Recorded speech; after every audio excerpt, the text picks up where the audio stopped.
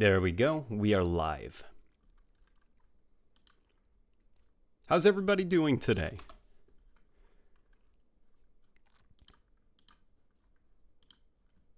Give me 1 second. Let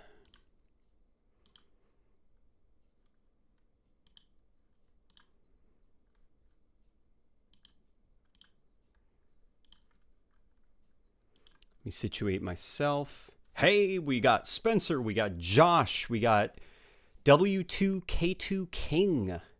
Everybody is now joining. NJG says that he's in the flight. That is good. I had a nap, which was particularly fantastic, so I'm feeling very refreshed. And I'm ready to kill some fellow Homo sapiens in this interactive form of entertainment that we call a video game.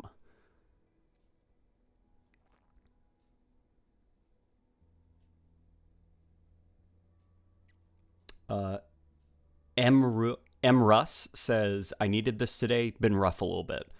Dude, I hope everything is going better for you now. I'm glad that you were enjoying this flight, all right? Take care of yourself, okay? Reserve a little bit of time today for yourself. Enjoy the flight. Do what you gotta do, all right?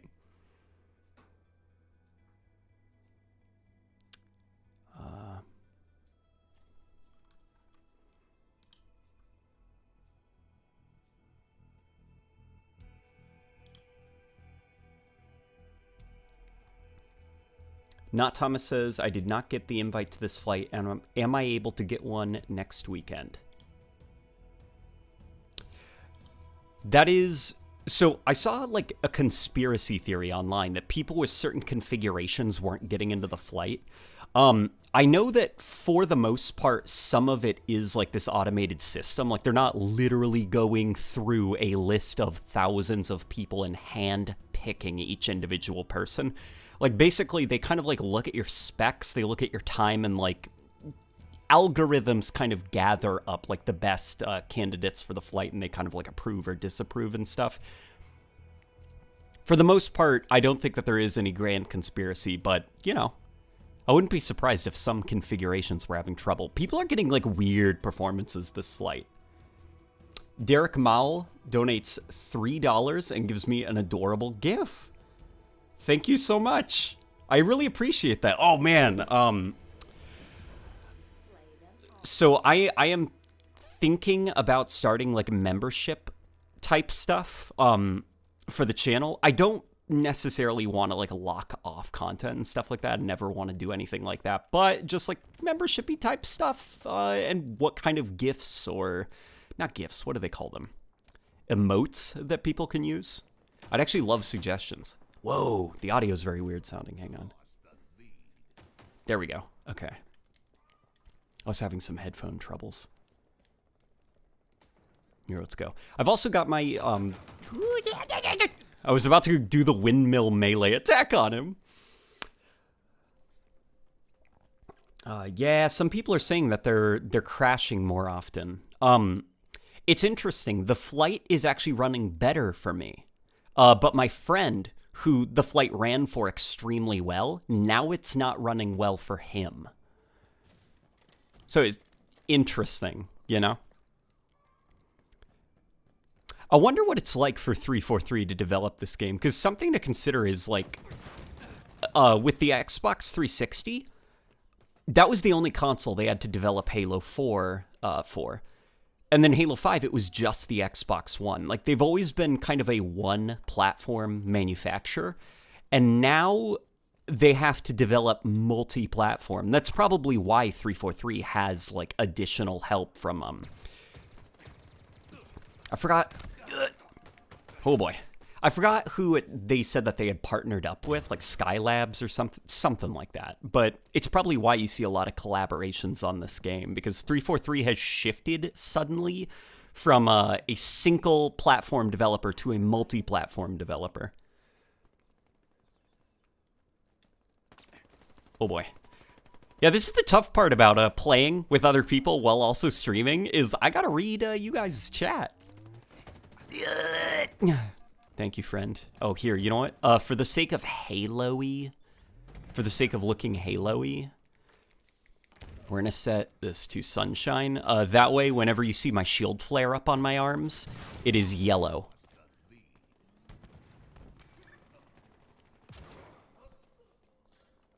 Somebody had suggested that the other day, and I started doing that, and it's like, yeah, you know what?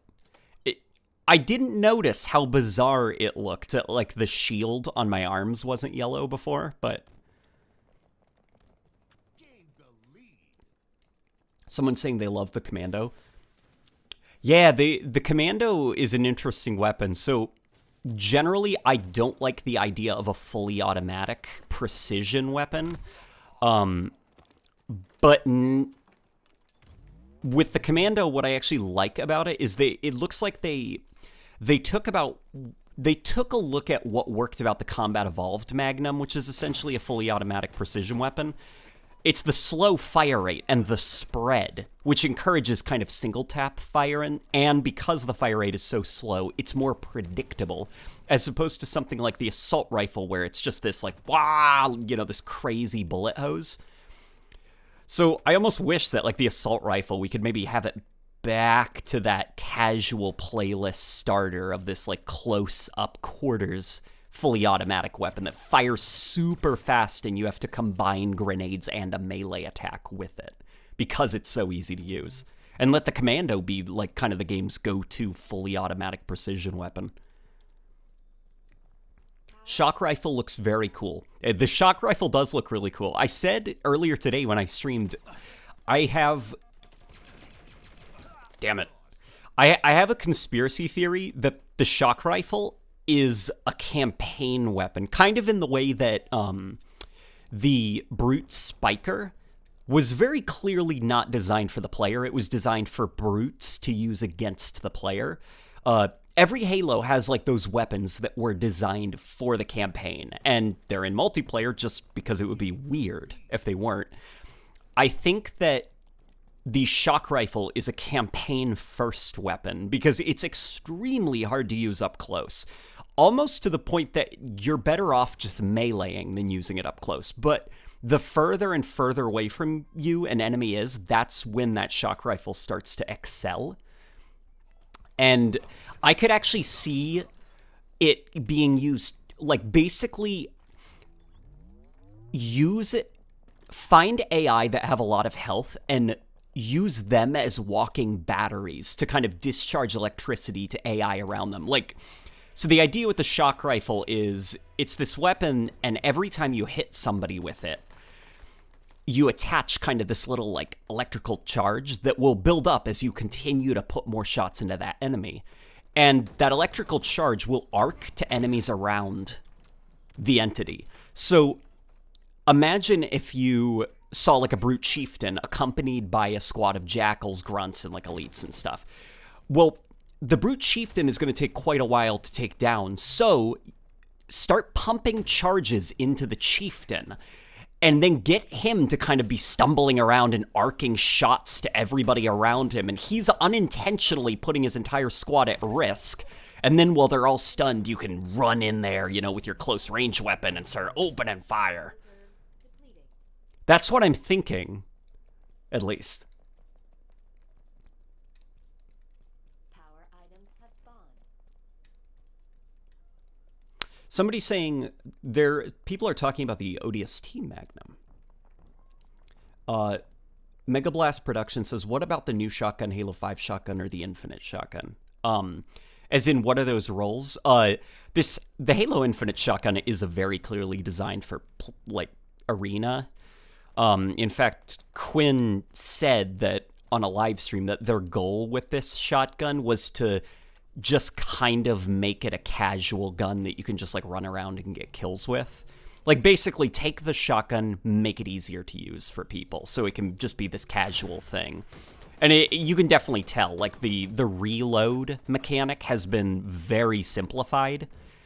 You know, instead of a shell loading, the Bulldog is just a magazine reload, you know? One button press and all the shells are reloaded immediately, versus the old one where you had to manually insert each shell into the weapon.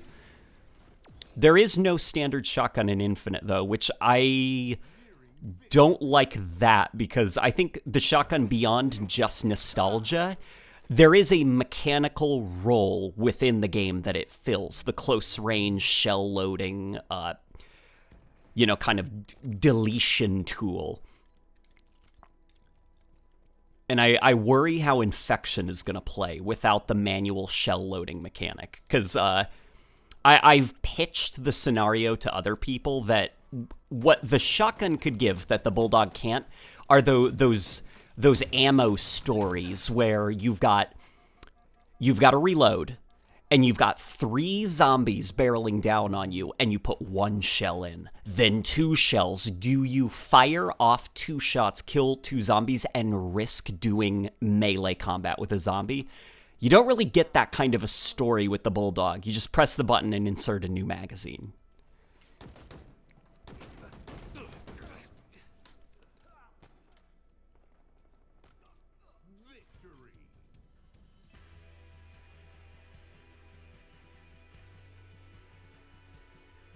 They probably will add the old shotgun with Infection.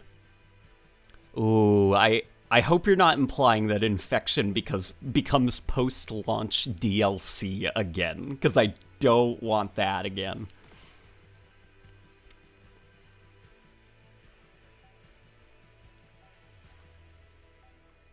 What weapon do you like in Halo Infinite? I actually like a couple of weapons. I've got issues with the Halo Infinite sandbox.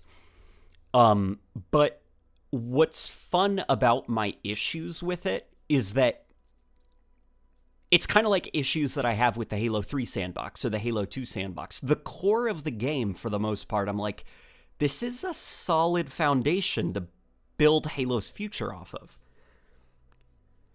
And more or less, any issues that I do have with the game can be solved with the introduction of new weapons. One of my favorite weapons actually is the Heatwave currently, and maybe that shock rifle so far.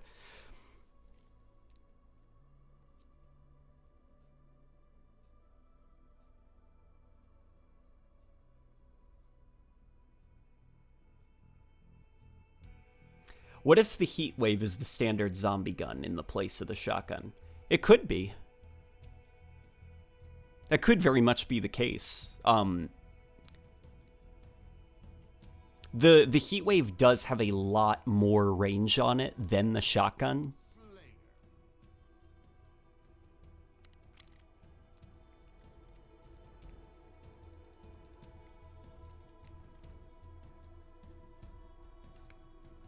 Like, where the hell is the carbine, railgun, DMR, dare I ask the saw? Well, the saw, I can tell you where the saw is. The saw is in the trash where it belongs.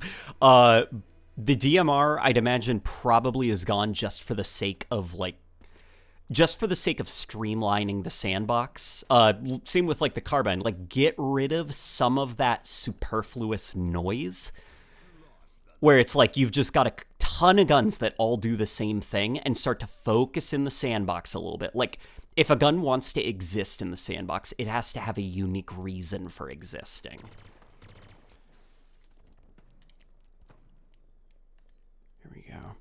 I'm interested to see how Big Team Battle plays, though. Damn it.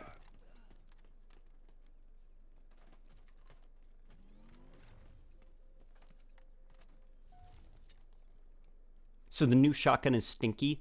The new shotgun isn't stinky. I just don't think it's, the most creative reinvention of the shotgun, and I think it's not nearly as unique looking as the classic shotgun, and I just think mechanically it's not going to work well with Infection, which somebody pointed out the Heatwave might be the new Infection gun, which that could work. Let's go. Okay. Saw is good, man. Don't say that. Oh, no, I don't disagree. That's kind of the problem. The Saw, mechanically, it's the gun where you get kills with it. It's assault rifle, but better. You know, mechanically, it really doesn't do anything but just be a better assault rifle. And I think that Halo can be extraordinarily more creative than just, we have the assault rifle, then we have one but better and with more ammo.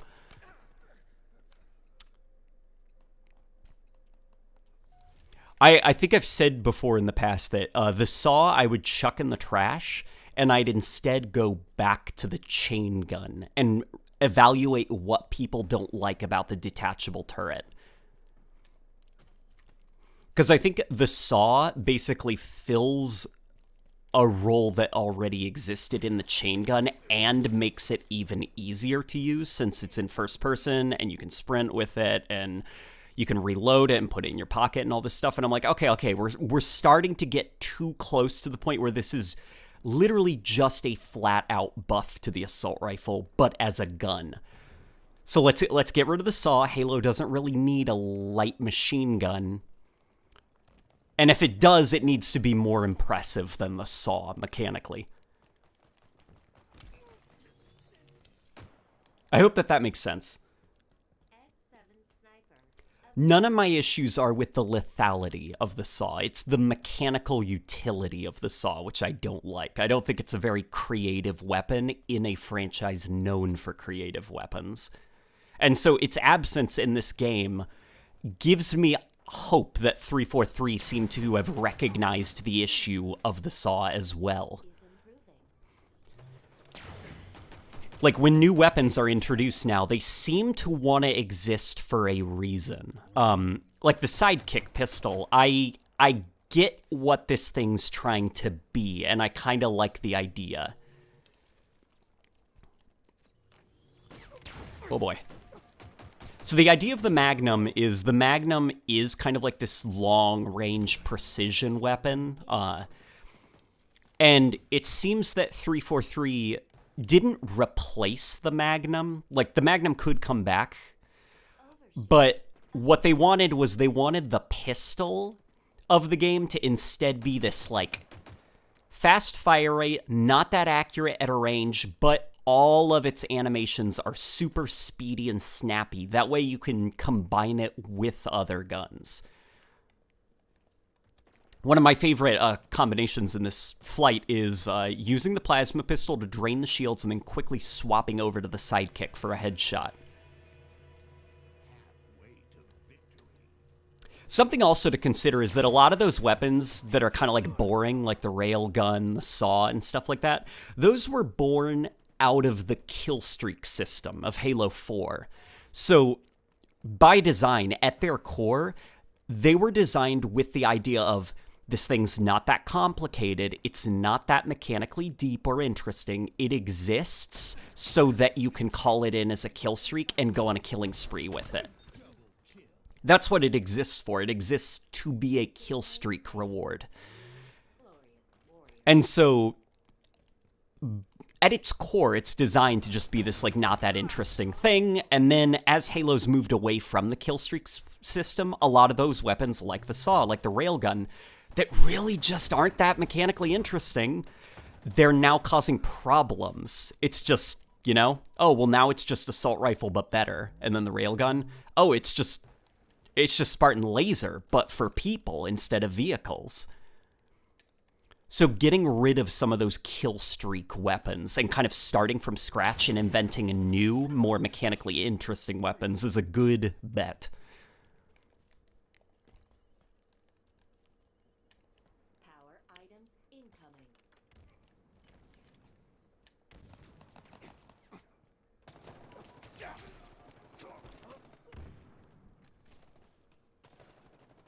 Wait, the railgun is not boring. It kind of is. You just point at a guy, hold down the trigger, and then there's a big boom and the guy's gone.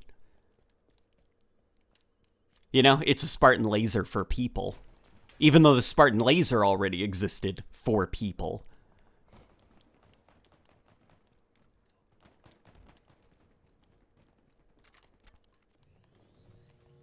I think Halo can be a little bit more creative than we took the Spartan laser and we made it easier to get kills on Spartans with.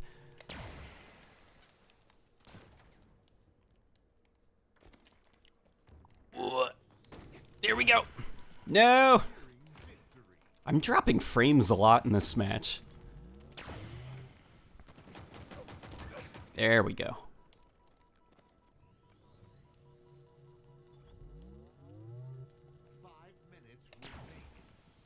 Ooh, that was a good deployment of that thing. Did you see that? There we go. It was again. That was pretty good. The drop wall is cool. I really like it.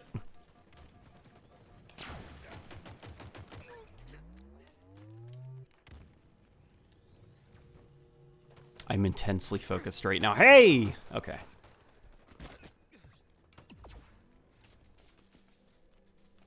If they bring back the Spiker, it should be more like an SMG. I think I've talked before about the Spiker. The Spiker is such a bizarre weapon, because the issue with it is... Okay, so as it exists in Halo 3, it's the Brute's plasma rifle. The idea is it's a weapon to be fired at the player. But what made the plasma rifle, at least the Combat Evolved one, interesting was that you could stun other players with it. So, okay, it had a utility that the player could use. Now, the problem with the Spiker is it's not like that. It's a weapon to be fired at other players and dodged. And the problem is when you're armed with that, it's very easy for other players to dodge you. So if I were to reinvent the Spiker, I think I gave the idea of like, okay, like it's this like kind of slow firing thing that's like not that good, not that lethal. Maybe we could do something with the blade attachment. And my idea was that it's an insta-kill melee attack that's super kind of visceral and violent. You just jab that Spiker right into an enemy's chest. But because the melee attack is so violent, it breaks off the front of the gun. So you can use this thing, and you can get kills with it if you're good, you know? You can fire it at the enemy, but if the enemy gets too close, you just shove the front of the gun right into the enemy's chest, and like a bee sting or something, you know, just rip the handle off. And then you have to find another one. Though I did have that same idea for the Needler.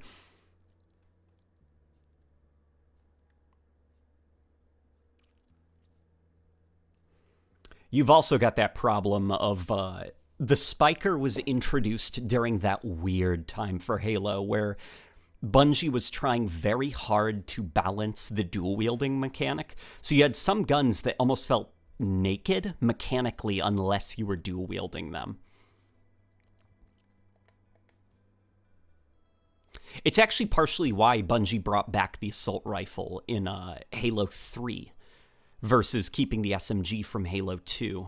They had this issue where they were starting off players with a weapon that they wanted to dual wield by default. So players were running around finding another SMG, and then they weren't using their melees or their grenades. And kind of they found that the social combat rhythm of Halo 2 fell apart. So for Halo 3, they took the assault rifle and turned it into basically a weapon that encourages interaction with the golden triangle. So it's very easy to use. You know, you just hold down the trigger, but it's not got a lot of range, so you can't downrange people with it. And up close, you know, it's a little bit weak. So the idea is you kind of lay into them, and then as you see that shield getting a bit brighter and brighter, it's about to pop, engage with your other two things, your grenades or your melee attack. And then you've kind of got the Spiker where it's like, why does this exist? Oh, you can dual wield with it. But what about it? It mechanically is interesting because you can also just dual wield the SMG or the plasma rifle.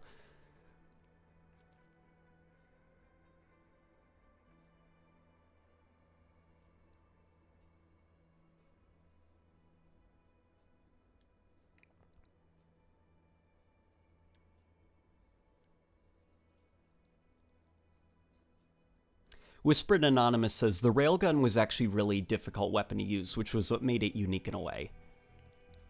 Is being difficult to use unique, though, as a weapon trait? Because I'd say that the Railgun what makes it difficult to use is also what makes the Spartan laser difficult to use, but the railgun is actually easier because it charges up quicker.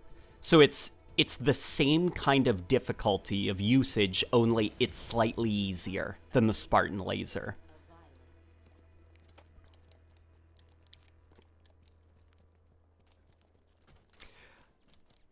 I actually think the railgun would make for an interesting stationary turret type thing. Could you imagine if it's this, like, okay, you pick up the railgun and your Spartan throws it onto their shoulder, and you can basically bat people with it if you want. And then in order to use it, you press the zoom button, and your Spartan takes it off the shoulder and plants it into the ground as a turret-like weapon.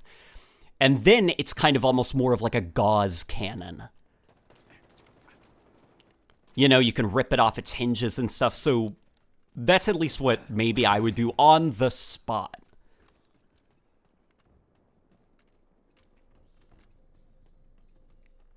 People are asking, but how are matchmaking times, says Matt. Matchmaking time seems pretty good. It seems okay. Uh-oh. That's not good. Okay, I thought we were about to crash or leave or something. When you see somebody running into a wall, that's bad news. Somebody pointed out there's an Easter egg on this map that gives you the keystone helmet.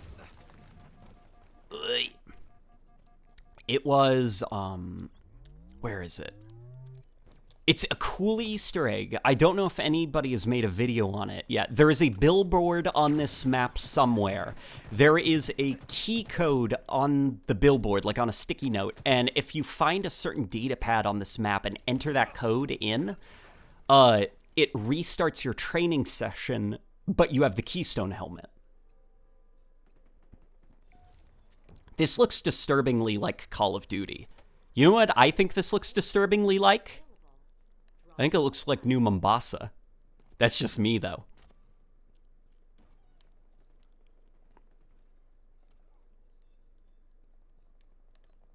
You can even see it looks like they are... I'm not sure if this is post-Halo 2 or maybe slightly during Halo 2. I'm not sure if that's the space elevator under construction.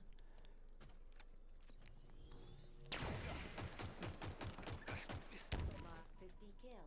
Confirmed.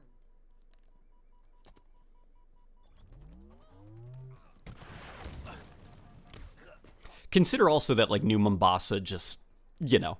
I love New Mombasa, but I won't pretend it was just brown, war-torn streets. Or that it wasn't just that, you know? Dysfunction.exe says, the Halo railgun doesn't hold a candle to Quake's. Quake is kind of its own beast entirely. Something I actually disagree with a lot is when people say that Halo is like Quake. I think the two are so different from each other. Halo is clearly inspired by Quake and Unreal, but it's a lot slower paced, and you have a lot more health. So there's a lot more room for weapons to have like interesting utilities. That's not to say that Quake's weapons aren't interesting.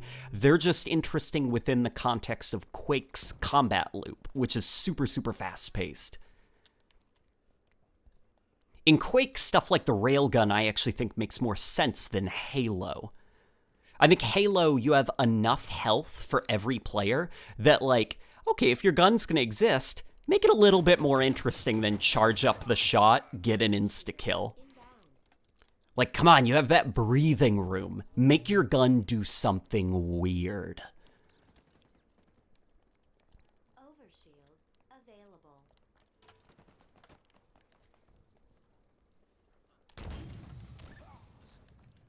Come on, go for the overshield. Damn it, I was hoping the guy above me was going to go for the overshield. That way I could clean him up too. All right, we got our pocket overshield. We're going to go up here. We're going to find some guys.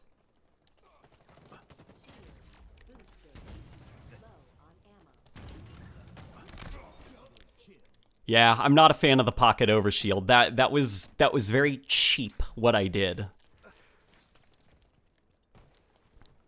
That was very unfair to them. It was just suddenly I had way more health than them, and you can't really counter the guy now has better stats than you. That being said, though, it's not that big of an issue. Like, because basically, if that pocket overshield ever does become a problem, where it's genuinely starting to frustrate players, it can just be forged out of the maps. Well, it'll have to be forged out by the developers since Forge is delayed, but...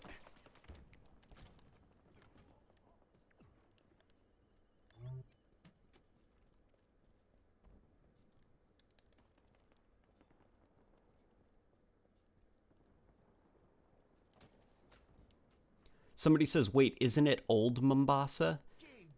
Well, Mombasa is real. Like, Mombasa isn't a fictional city in the Halo universe.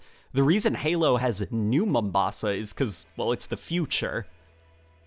Kind of like how they have New Austin.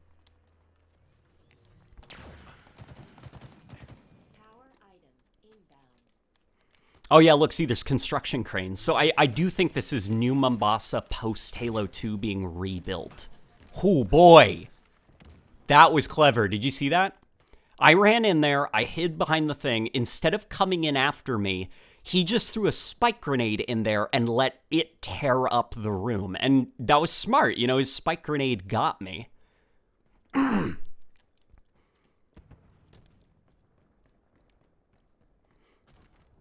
I do like the Halo Infinite spike grenade quite a bit. It's also cool that it's kind of like out in the open, that spike grenade is just not that great. But all of that changes once you're indoors and there are walls that spike grenade can bounce off of when they detonate. That was a good play by him.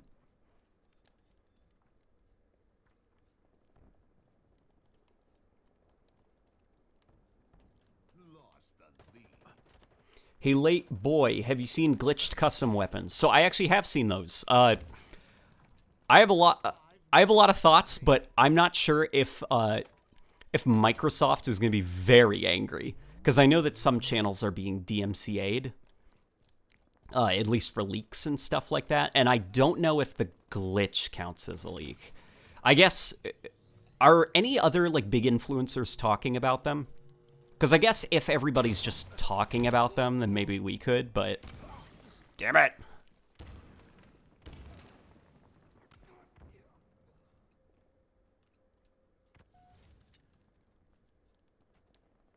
Dysfunction says, Unreal Tournament's guns are interesting outside of the context of Unreal Tournament. The ASMD shock rifle is crazy. So I'm actually not the most familiar with Unreal. I'm more familiar with Quake than I am Unreal. Oh boy. What did the shock rifle do mechanically? I'm curious. Oh no! Oh, I missed super chats. Thank you, Rebecca. Wow, Zayden Stevens gave $100 and said, I always love your videos. Keep up the dude work. Zayden, thank you so much. That means a lot, man. I really appreciate that. That was incredibly generous of you. Zayden Stevens, I'd have a question for you then, buddy. If you could pitch me a Halo game, what would be the pitch me a Halo game, your dream Halo game. It can be a spin-off, it can be a mainline game. Describe it. Hiram Taylor says, do you watch Werner Sage? If so, what do you think of his work? I think you guys could make great collabs. Oh, I love Werner Sage. He and I, actually, we got together to record a podcast with Ascend Hyperion. Needless to say, the podcast wasn't that great. A lot of problems. And we just kind of, Ascend Hyperion left, and then Werner and I just kind of got distracted and spent the whole night drawing together. And it was a lot of fun. We were just on Discord, we were drawing each other. We were trying to figure out how to draw brutes, and we were kind of teaching each other. It was a lot of fun.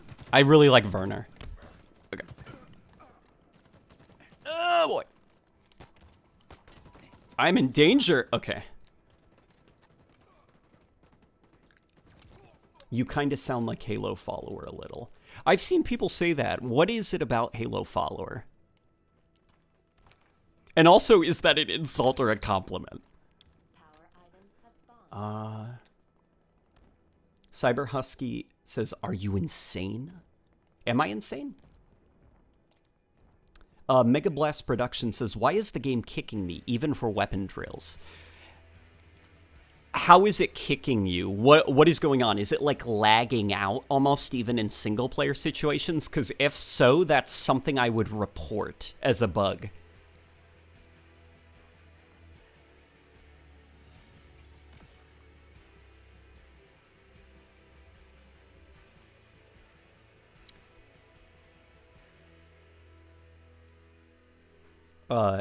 Keeland Horrocks says, "Hey, Late Night Gaming, do you think 343 would add the Seeker helmet into Infinite as a joke or an Easter egg?" I'd hope so. I love the Seeker helmet. It's such an ugly little boy. What's funny, though, is, like, the Seeker helmet, I don't even think it's the ugliest helmet in Halo 5. It's just the one that everyone gravitated towards. It's like, I almost feel bad for it. It's not its fault. It's just the one that everyone started laughing at first. Dysfunction says, "Shock rifle, the alt fire..." Okay, the alt fire is a projectile, and then the primary fire is a hit scan beam. If you shoot the projectile with the hit scan beam, it makes a black hole. That is interesting. So you alt fire it and shoot out an orb. And then if you can hit that orb with the normal hit scan fire mode, it just creates like a vortex. That's an interesting idea, actually, for a weapon.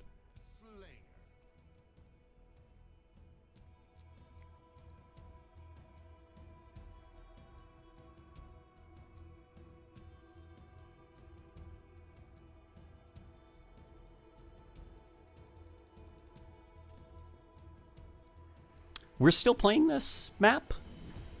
Is there a reason that the sand map isn't being loaded in? Behemoth? I want to try out that one. It looks really pretty. Man, my frame rate is... My frame rate's not doing too well. I'm getting like... I wonder if there's a memory leak.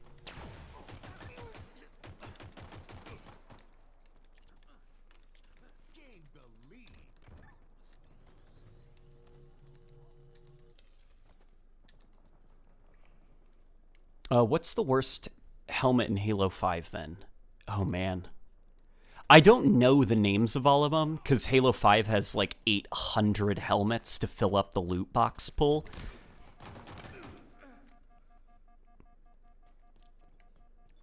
So I'd have to look at like a picture list of them, because I can't remember the name of it. But I have it in my mind. It's...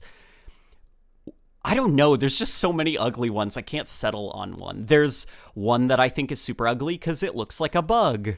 There's one that I think looks super ugly because it looks like an I don't know. It doesn't even have a visor.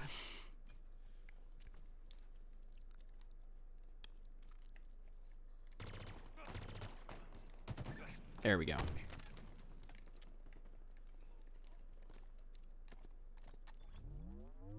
Where's the whole enemy team? There you all are.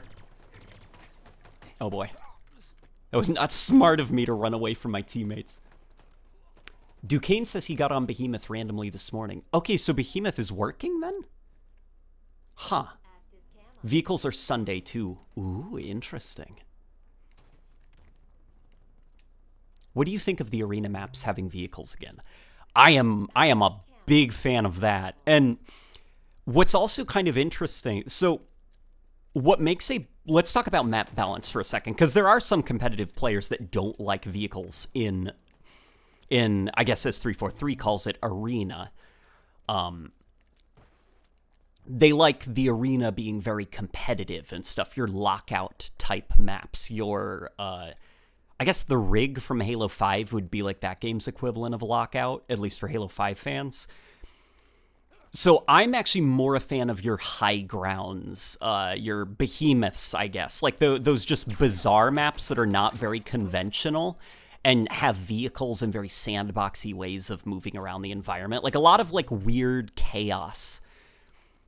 And when we were playing the tech test, what I was worried about was I was like, this seems safe as a map. It's your standard 3-lane affair that we've seen in every video game under the sun, especially Black Ops games. And I was worried. I was like, this is a little bit too safe. And then we played that hydroelectric dam map, and it was like, are they all gonna be like this? But then we see Behemoth, and it's an arena map, and it has vehicles, and it's like, oh, this game's gonna have map variety. Some maps are going to be more like this, where they are these super, super simple but very competitive layouts. Then some are going to be more like Behemoth, you know, where it's this high groundy, like just ball of fun with vehicles. Sneaky Star says, I kind of think the skewer is what the Railgun should have been, as it more hits hard to either stop the momentum, slowing the vehicle, or outright flinging it. Yeah, the skewer almost seems like kind of a reconciliation of the Spartan laser, the beam rifle, and the railgun all in one. Like this kind of like really, really easy to not easy to use, because the railgun or the skewer is actually kind of difficult, but the idea of like if you land the hit, it kills immediately, kind of regardless of where you impacted them. Same with like vehicles and stuff. Damn it!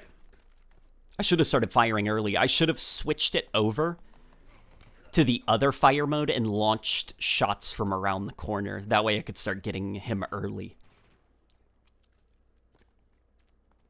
Ew, you got your Halo 5 plasma pistol in my Halo Infinite. Hey now. You're not wrong, but the reason I'm okay with it is because it sounds fantastic now. And also, so something that's kind of interesting that I guess, like, I had learned to start considering was a while ago, someone ripped the Halo 5 carbine from the game. And so I think the Halo 5 carbine looks really ugly, and I couldn't figure out why, because it is just the Halo 4 model, which looks pretty good. And all that person did was recolor it. It was the same model, he just recolored it, and suddenly I liked the look of it more. And with the Halo 5 plasma pistol being in this game, just the fact that it's purple and green instead of, like, dark blue and light blue, it looks a little bit better. I don't mind it nearly as much. And then combined with the, you know, the pretty great sound design, it's like, you know what? You can stay for now. There we go. I wasn't hitting him because he was hiding behind that corner. There we go. I gotta use the alt fire mode a little bit better. Understand the context of the situation I'm in and swap over to it.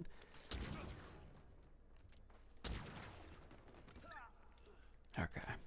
Yeah, this thing's cool. I like the heat wave a lot.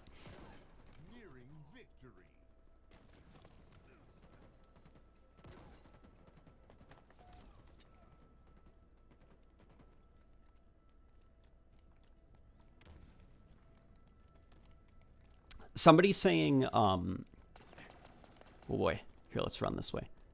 Somebody's saying that matchmaking ended and that it's not available anymore. Am I breaking the rules? Is the matchmaking closed, or are they just like leaving it open? 5 minutes remaining. Oh man, we both, that was like a standoff. We were both like cowboys. We had our overcharged plasma pistols. You know what? Oh man, guys, I got a fun idea for a custom game. You could probably do it in Halo 5, because Halo 5 has the, what do they call it? that Magnum variant that has like the same traits as the sidekick, where you use it very quickly. Could you imagine a game mode where you both have plasma pistols? You have to overcharge them at each other. Hold, and then somebody fires a gun into the air, and then you launch your plasma pistol, quickly swap over, and whoever gets the headshot wins the round. Like a kind of cowboy Wild West draw game mode.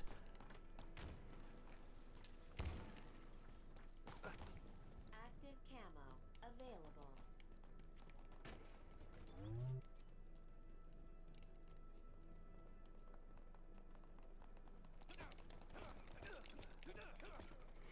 Yeah, and also currently, if you swap weapons, and melee,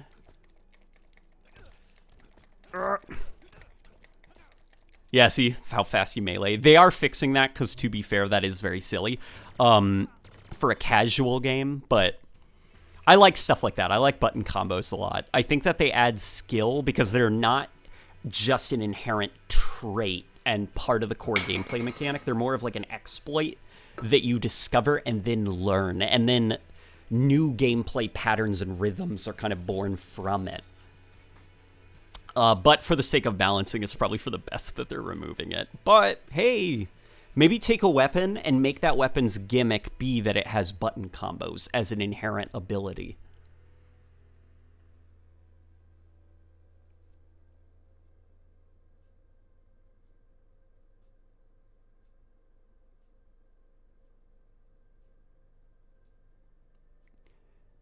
Irrelevant says this map is so lame.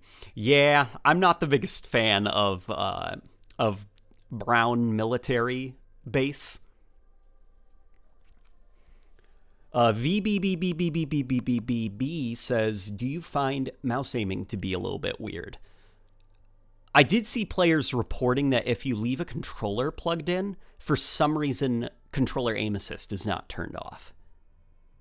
And this is different from the mouse magnetism setting.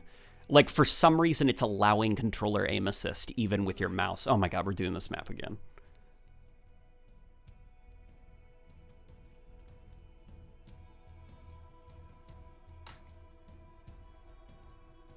Oh, was somebody spamming in my chat? I see Rebecca was on that fast. Guys, everybody wish Rebecca good luck. She is working very hard on a release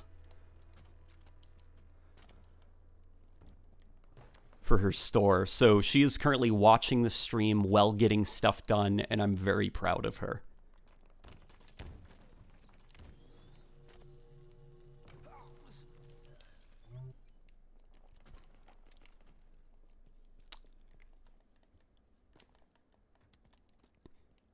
There's basically no controller aim assist anyway, says Crob Dog. See, I actually think there's a lot of controller aim assist, more than Halo 5. Though with Halo 5, it was kind of hard to tell with all the heavy aim.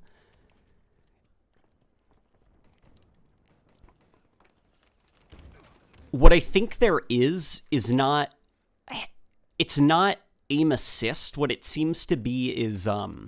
the aim assist is still there, but the view turning isn't. So aim assist is not this universal thing, like turn on aim assist, turn off aim assist.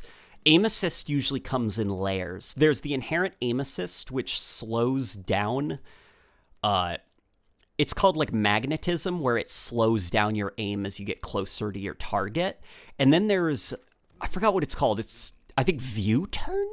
Where the idea is it will subtly adjust your like, basically, if that guy was an enemy, it would be doing that, you know, like subtly turning you towards him. Call of Duty makes heavy use of that. And I noticed Halo Infinite does not have the aim turn, but it does seem to have magnetism. Q Alter says... They should make a spin-off where you get to play solely as the Arbiter and show what he was up to during Halo 3 and maybe Halo 5, even show Artos. Active camo available. Yeah. How would you design that? like mechanically, how would you do it? So as an Arbiter spinoff, I actually had this idea while playing Jedi Fallen Order when you're playing on the homeworld of the Darth Mauls. I can't remember their name. That species that Darth Maul is a part of. I was thinking, you know how cool a Souls-like game would be from the Arbiter's perspective? Like, maybe not the Arbiter, but could you imagine, like, first contact with the Prophets on St. Helios, and you're in third person, and your energy swords are your weapon, like your various melee weapons and stuff. Like being able to customize that, you know, you're the Arbiter, which they've assigned because these prophets are bad news and they want you to, I don't know, do something. And so you're just kind of upgrading your armor, fighting prelates and stuff like that. Prelates? How do you pronounce that?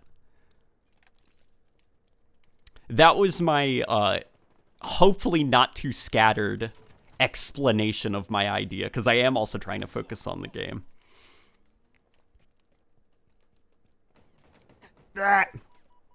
Let's go this way. Dathomir, yes, that's the name of it. Dathomir. Dathomir was cool. Jedi Fallen Order, just in general, is a pretty good game that I hope gets... Well, it is getting a sequel. And I'm excited about the sequel. Because I think Jedi Fallen Order ends right as it starts getting, like, really good. Dathomir was genuinely pretty hard. And I was kind of sad that Dathomir was, like, the second to final area. At least in terms of, like, the progression.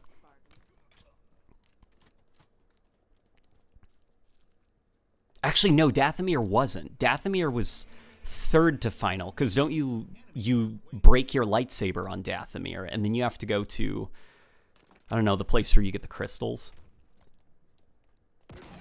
Which, if we want to talk about Star Wars for a second, Star Wars canon, on the last live stream I did, we talked about Sonic the Hedgehog and Transformers.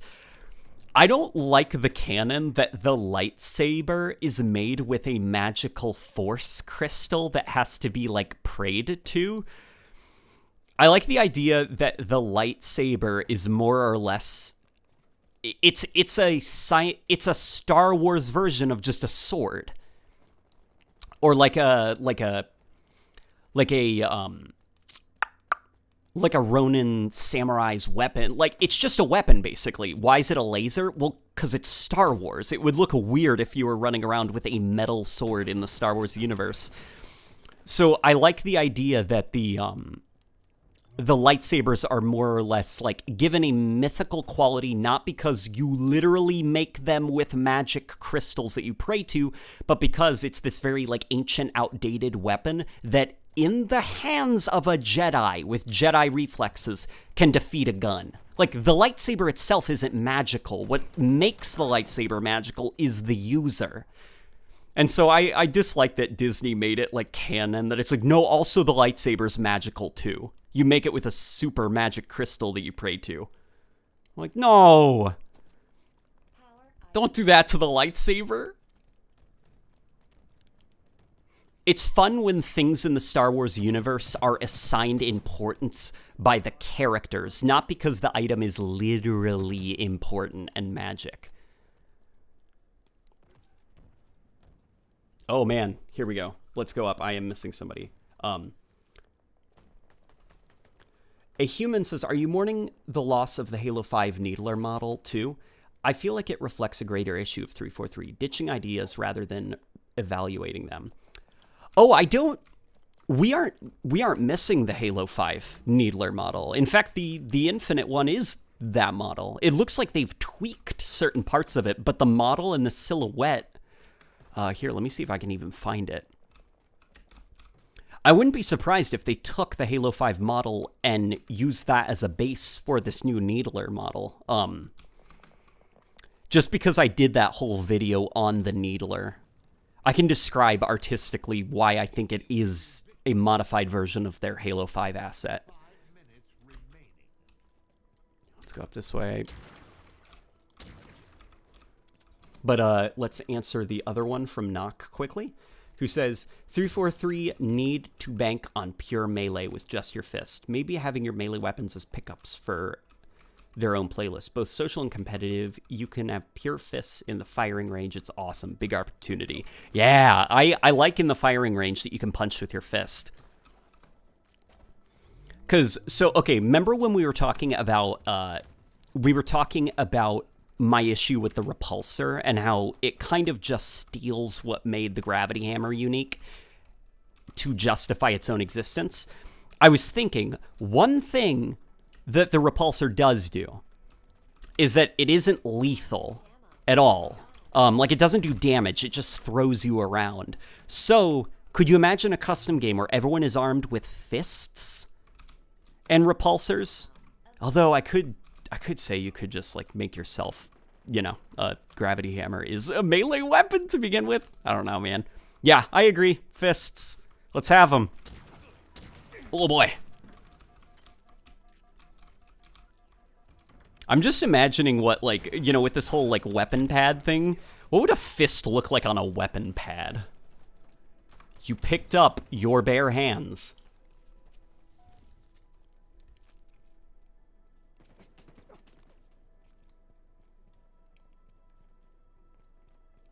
Gravity hammer flips vehicles on Behemoth. It does? Okay.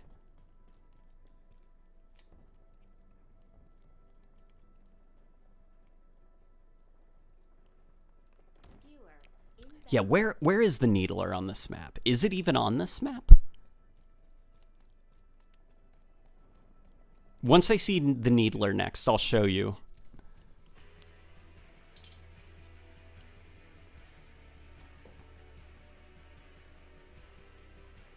First impressions on Eshram. I thought he was neat. Oh, the angry monkey who yells at you in the Halo Infinite demo from last year. Yeah, Eshram's pretty cool. What I like about him is that he's not like... He's got a lot more emotion to him than some previous antagonists do, where they're not that charismatic. Like Cortana from Halo 5, I didn't think she was very charismatic as a villain. I thought she was a little bit like flat and boring. The Didact in game, this is disregarding like the books and the kind of external media and the terminals and stuff like that. The Didact as an antagonist was not nearly as charismatic as like the Prophet of Truth. And I like that Eshram seems to be the first charismatic villain Halo has had in a while. Where it's like, if Eshram was not screaming and slobbering over the camera about how excited he is to fight Chief, you kind of want to get beers with him. He just seems like a nice monkey. It's almost a pity we gotta kill him.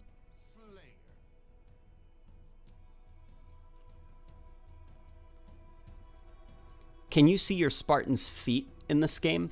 Yes, you can. It doesn't seem to be available, though, all the time. So I wonder if, like, that part of the engine is still in development, because I noticed some modes and maps you can't see your feet. Like, see? But I'm pretty sure the firing range you can see your feet.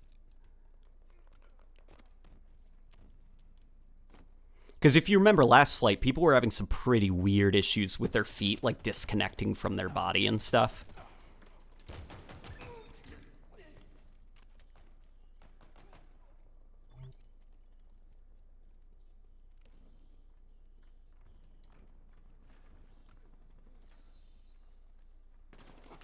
Oh boy. Show the Needler! This map! Yeah, that's right, the Needler is here. Anything higher than 78 FOV found on Reddit. Okay, so it's tied to your FOV. Hang on. 78, you said, right? Oh, there they are!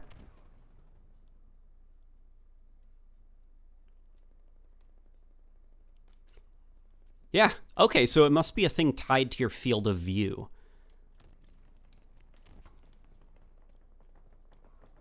That's interesting.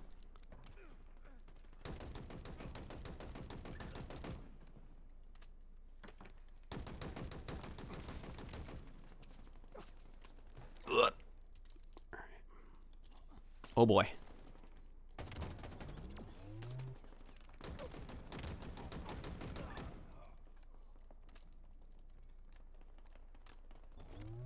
We're going to go up here for a second. Oh boy, I'm starting to feel a little bit motion sick. Hang on. I'm not going to play with this field of view for long. I can feel the sweats, guys. Oh man. Okay. I am, let's get that field of view blown up a little bit. Whew boy.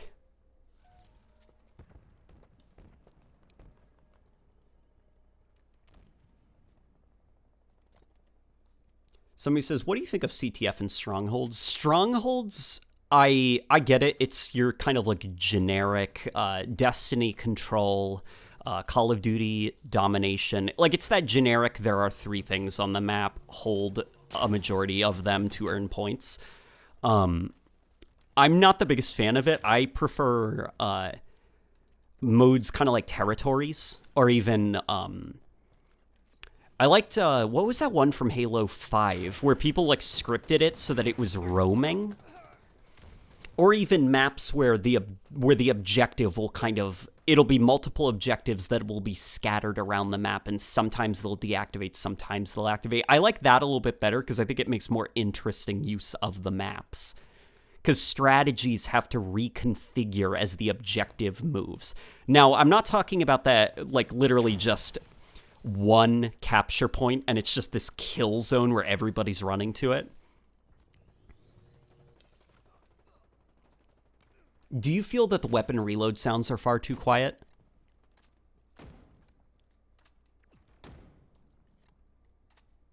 Not really. They're a lot simpler. If you play a lot of Halo 5, Halo 5, particularly the battle rifle, I think is quite bad with this. It has some pretty obnoxious reload sounds, to the point that some of them are louder than the gunshots. And they're very kind of like, they sustain themselves. And I remember a bit of feedback that 343 had received was kind of like their noise levels, you know, from the community. Where it's just kind of like everything is this very complex, very detailed sound, and so the important sounds get lost in all of the highly detailed noise. So I wouldn't be surprised if, like just that very quiet, very simplistic, you know, if that kind of design is reminiscent of that. Like, what's important is not that you're hearing the reload of your gun. Like, you know that you're reloading. You don't need this loud, complicated sound. You need to be able to hear gunshots and stuff. So those are the sounds that are a little bit more important on the audio spectrum. Also consider that the Halo Infinite engine is semi-dynamic. So some sounds will be dynamically lowered and others will be raised in order for you to kind of understand the importance of what's going on around you. Yeah, but okay, so the Needler... Do you see that, like... Actually, Chief grabs it here. Do you see the way it curves? Come on, come on, come on. There we go. That thing that Chief grabs, or my Spartan grabs when you melee it, that thing is also on the Halo 5 model, and it's in the exact same way. If you take this render, actually, it lines up almost perfectly with the Halo 5 model, down to the weird, like, mandible-like barrel on the front of it. I think what it looks like they've done is they've streamlined certain things. Like, they've removed some detail on the back of it, simplified a little bit the ammo counter and stuff, basically tried to make the details on the gun a little bit more important. So as opposed to having thousands of small details, have just a few big details. Geiga says, is this map supposed to resemble New Mombasa? Getting some nostalgic Halo 2 vibes. Yeah, it actually is. You've got, like, those familiar satellite dish things. You've got the ley lines, the power lines, and stuff like that. You could even picture, like, Jackal snipers up on the roofs. And then, where is it? The space elevator that was destroyed by the Covenant is somewhere around here. Damn it.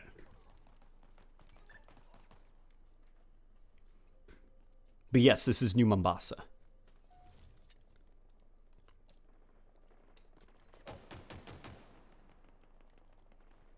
There's the space elevator. Yeah, it's New Mombasa. It's been a while since we were here.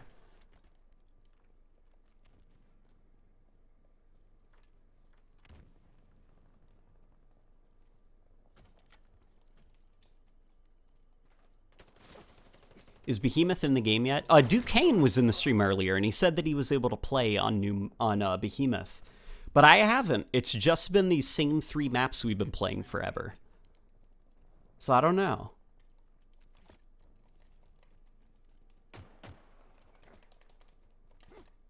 Here, how do people do that? Like, there we go. Here, we're gonna see if we can find a person and do that. Basically, you reload your weapon, but you interrupt the reload animation with a punch. And now I can do faster and faster and faster.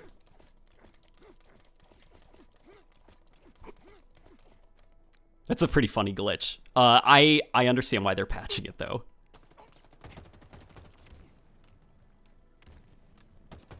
Here, let's see if we can catch this guy over here.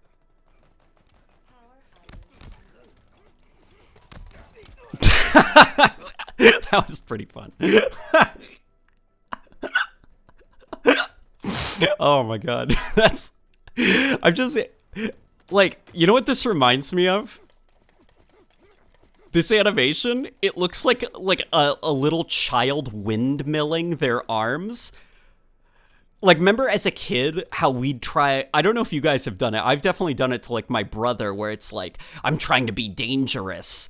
Look, I'm spinning my arms, and now I'm moving towards you. You better back up, or you're gonna be hit. This is what this reminds me of. Like, my Spartan is just windmilling their arms, and they become a walking tornado.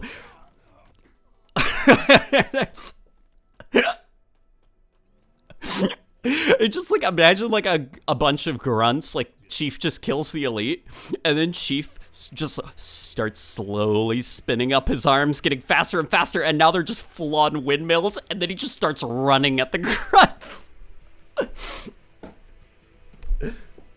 Oh, man.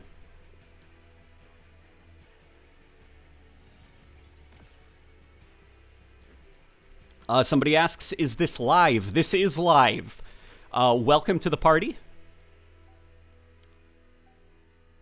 McDonald's is a place to rock. It is a place where you buy food to eat.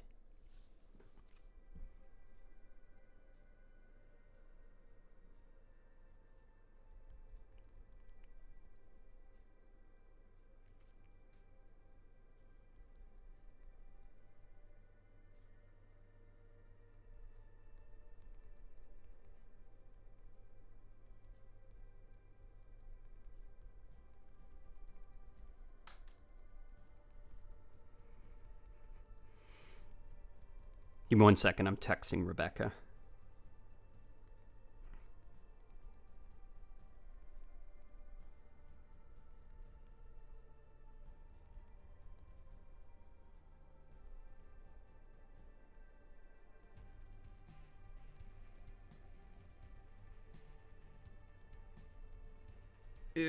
Okay, alright, text sent. How are you guys doing? Oh yeah, somebody's saying rock and roll McDonald's. People know what I am quoting.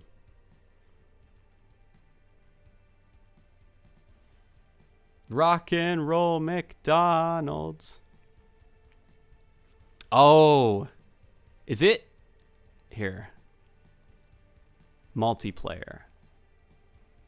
Not enough similar players to estimate wait time. Oh, did they shut down? Okay.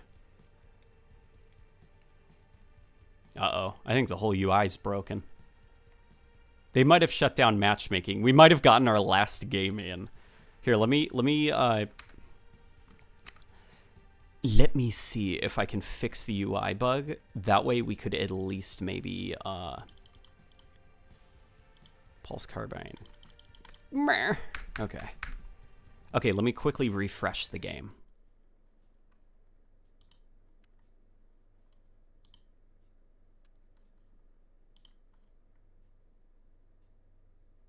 I'm refreshing the game. because we locked up the UI by mistake.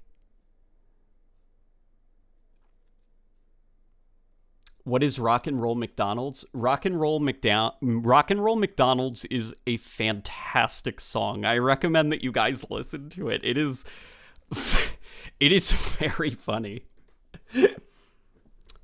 McDonald's is a place where you buy food to eat. Rock and Roll McDonald's. It's a really good song. Late Night Gaming, what's it like having someone that loves you? It's pretty awesome. Rebecca is a source of happiness for me. She is a reason to wake up in the morning, and more importantly, a reason to better and improve myself. And she's just really special. It's a new kind of experience to have somebody to trust this intimately and kind of let into my life and my own, like, you know, personal thoughts that I have on a day-to-day basis. And it's really nice having someone that loves me. Rebecca's great. You guys can't have her, though. I'm not sharing. I'm sorry. Q Alter says, which Halo Wars 2 characters would you like to see in Infinite? Also, imagine being able to drop all weapons on a match and start throwing hands. Okay, which Halo Wars 2 character would I like to see? I'd like to see the Shipmaster. I don't know about you guys. I'd like to see the Shipmaster in Halo Infinite. Atriox, I would also like to see in Halo Infinite, but I suspect that they're probably keeping him as kind of like a end game bad guy that they're going to build up to Thanos style. Heisenberg donated $5, and he just has one thing to say. Egg, with a period.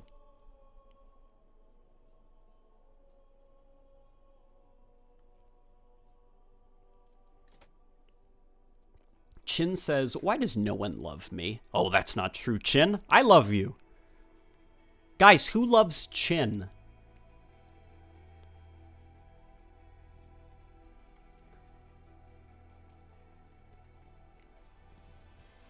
I do want the ability to just, so you can, here, what is it? What is it you press? Oh, you hold down Y. Or triangle. Oh, guys, okay. Before I continue, we should probably talk about the controller I am currently using. I am playing Halo 5 right now, or Halo 5, that was a Freudian slip. Jesus Christ. I'm currently playing Halo Infinite with a PlayStation 5 controller. I wanted to get a PlayStation 5 controller for curiosity's sake, to see what it's like.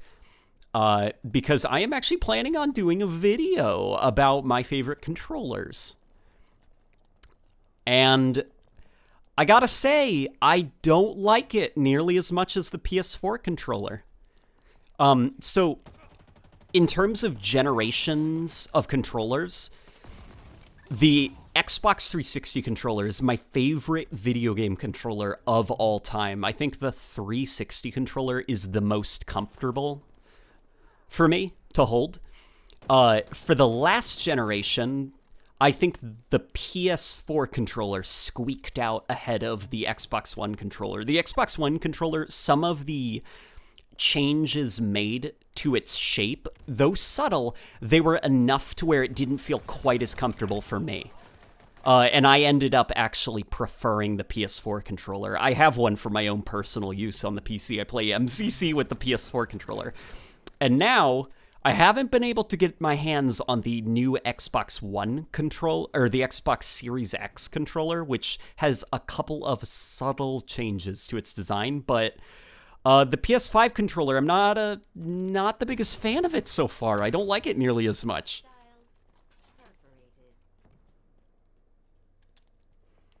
Now, granted, the PS5 controller, they're still, trying to come as close as they can to an Xbox controller without literally moving the joysticks.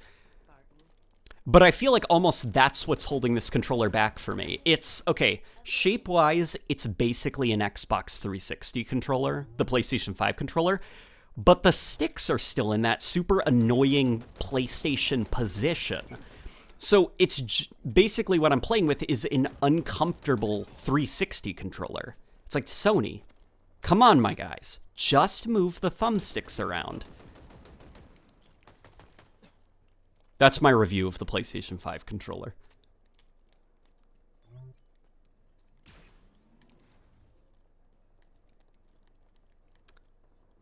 Gobane Dorito says PS5 sucks. Let's be real. No. We're not going to get into that console war stuff. Both the PlayStation 5 and the Xbox Series X are impressive pieces of technology for the asking price. And it's even more impressive what the developers are using them for. The PS5 may not be as, technically powerful as the Xbox Series X, but seeing the way the developers of, that new Ratchet and Clank game, how they're able to use the SSD on it, that's pretty cool stuff, how fast you can, swap between environments.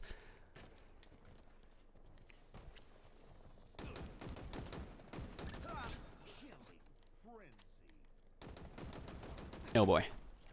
The bots are coming. Yeah, give me that.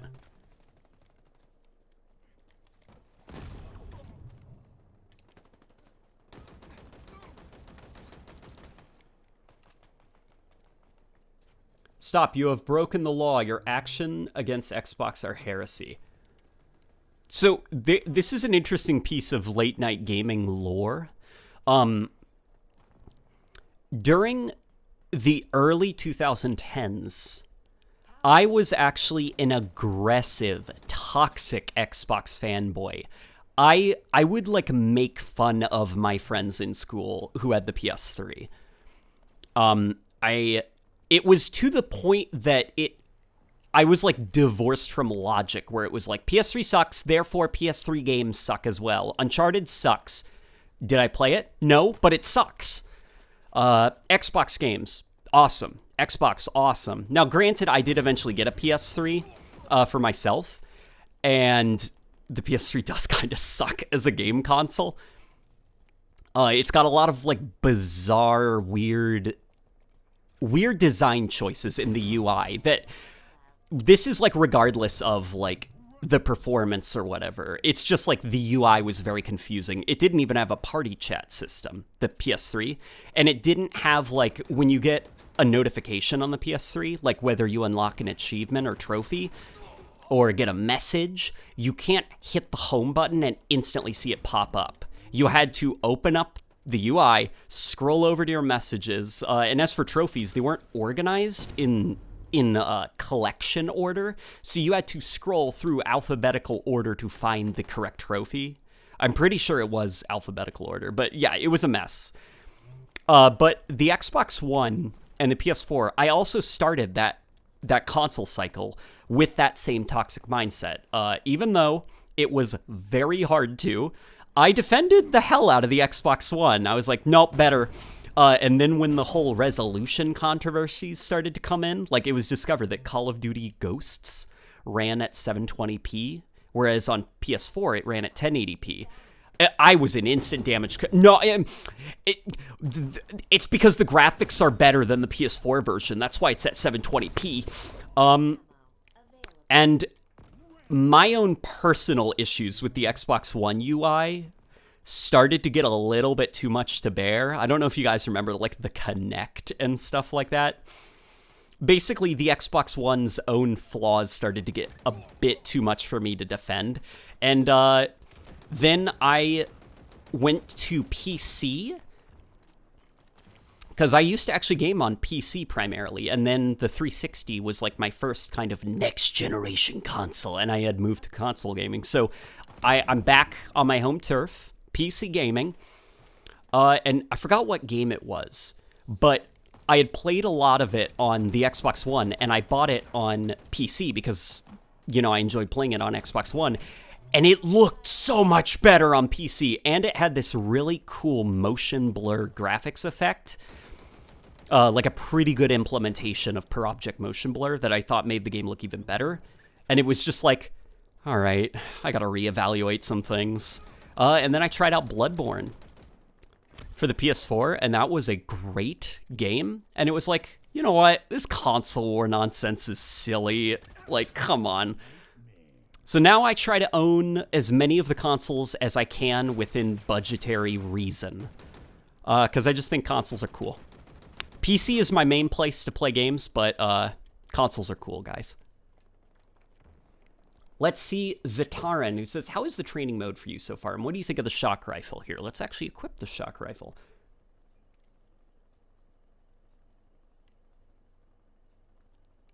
Somebody says, yo, the thruster pack is back. Yeah, I have seen people using it. It looks like they've taken the Halo 5 thruster pack, but made it an external piece of equipment, which I think is the correct move to make. There, now it's not this kind of like overpowered thing that all players have by default, and nothing stops them from having like a Halo 5 temporary rotational playlist where everybody has unlimited ammo thruster pack equipment from spawn.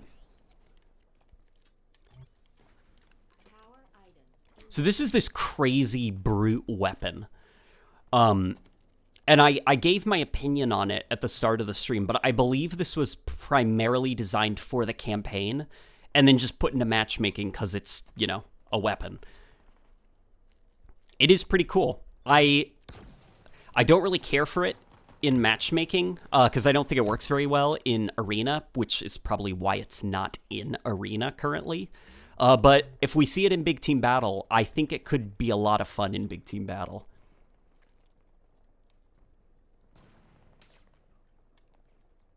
Why get an Xbox when you can just play games on PC? Well, the reason to do that is some games I can't play on my PC, or they are games that I think are a little bit more convenient to play on the console. And not necessarily for lack of, like, you can get pretty much anything to run on PC. You can, and it'll run way better on PC. But more so for that like, I hate the term console experience. But, so say Splinter Cell. Splinter Cell Chaos Theory is one of my favorite games of all time. It's also a stealth game. It's also a game that requires a lot of patience because you're listening to AI, you're moving through a map slowly. It's a very slow game. So when I'm sitting in this uncomfortable chair at my desk that's hurting my lower back and stuff, I don't have a lot of patience to play those slow-paced stealth games. So, Splinter Cell Chaos Theory, I am currently playing on the console. And not the PC. Granted, I'm assuming that could be fixed by me just getting a better chair. But there is also the more valid argument of some games just aren't split screen on PC, which is nonsense. More games need to be split screen. You know, come on, developers. PC is a big market. Split screen isn't this exclusive technology that only consoles can handle. You guys can put it on PC if you want to, you just don't.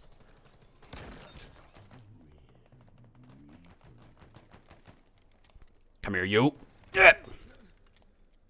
Here, let's move to a different map. Rebby L says console experience. Krav says, did you see the Cinder Shot and redesigned Hydra? I did. The Cinder Shot looks super cool design-wise, and the new Hydra looks mwah. Oh man, if we're gonna have a bit more late night gaming lore. So the Hydra, the weapon from Halo 5, I didn't like the Halo 4 art style very much. I thought it looked kind of weird and messy and nothing kind of looked right. I remember feeling like something's wrong. When I picked up the saw for the first time in Halo 4, I was like, this doesn't look like a Halo gun. Something's wrong. And the problem only got worse in Halo 5, I was like, okay, people didn't like the Halo 4 art style. Let's play the beta for Halo 5 this weekend, because at the time, the Halo 5 beta was a thing. And I picked up the Hydra, and I was like, oh no, it's gotten worse.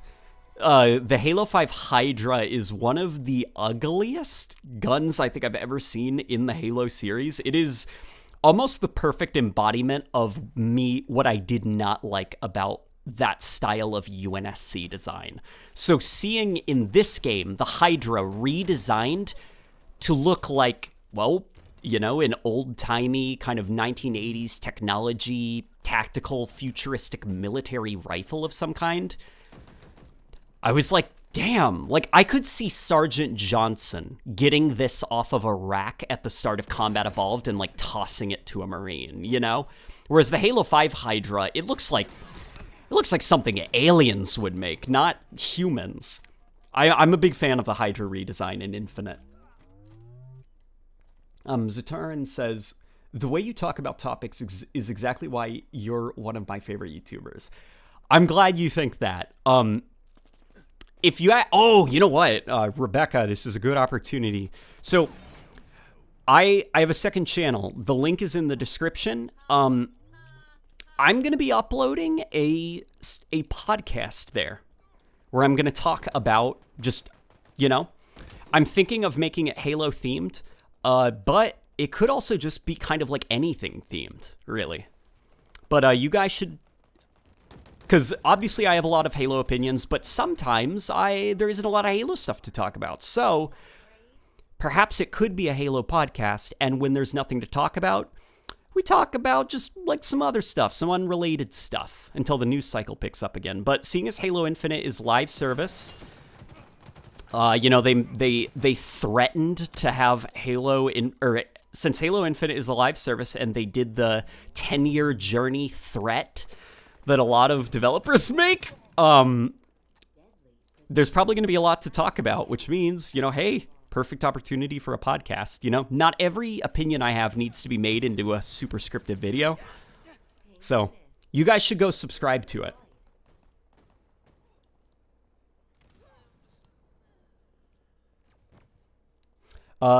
Hibiki says, but the Hydra isn't a rifle, it's a launcher. Yeah, that's kind of unfortunately just a problem with the Hydra in general. I think the Hydra should have been like, so take the Hydra, just make it a missile pod. Bring back the missile pod. Because I think the Hydra kind of does what the missile pod did already, only the Hydra has significantly less charisma. I like the redesign of the Hydra. It is a little bit too close to the assault rifle for comfort, but it looks more like a UNSC weapon than whatever was going on in Halo 5.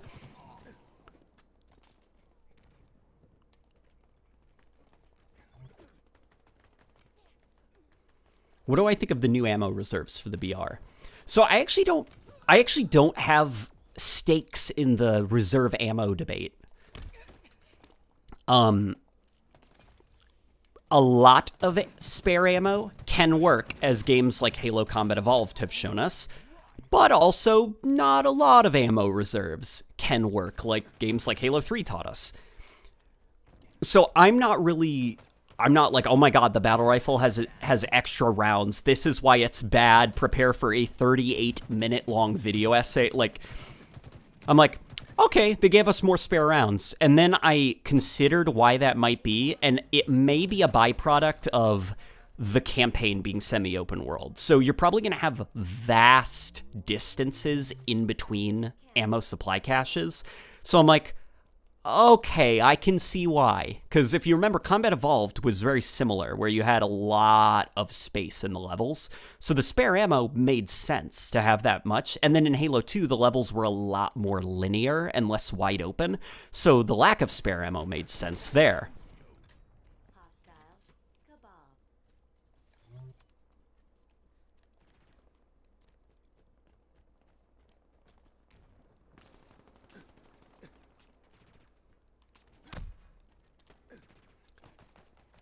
let's see. COD has been a live service game since 2003, and they charge us $60 for every DLC. No, I wouldn't say that. I do think that there is a difference between live service and just an annualized franchise. And Call of Duty, for all of its faults, there is a reason that the games were so similar. And it's actually the same reason that the recent couple games, Black Ops and Call of Duty Vanguard, haven't been that great. Which is, so when you're a developer and you essentially have a year and 10 months to make your video game, there isn't a lot you can do with that time. So the Call of Duty developers, even though creatively that franchise is kind of locked down and there is not a lot you can do with Call of Duty, I respect at least that the developers are basically permanently in crunch mode. And then starting with Advanced Warfare, all the developers started getting 3-year development cycles, which gave them a lot more breathing room. Now, that breathing room did result in some pretty weird Call of Duty games, because now they have a lot more room to try as hard as they can to innovate, before Activision comes in and starts foaming at the mouth and throwing a temper tantrum. But Black Ops Cold War was the first Call of Duty game since Call of Duty Ghosts to have a 2-year development cycle, and it shows. And Call of Duty Vanguard's the same way, 2-year development cycle, and it kind of unfortunately shows. So next year's Call of Duty game, that's going to be another one that has a 3-year development cycle, because it's from Infinity Ward. So I'm imagining next year's Call of Duty is probably going to be a little bit more interesting than Vanguard.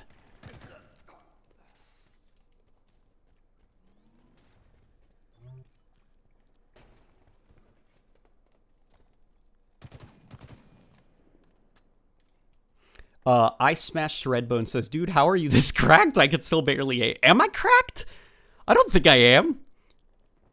I think I'm pretty average, but I appreciate the compliment.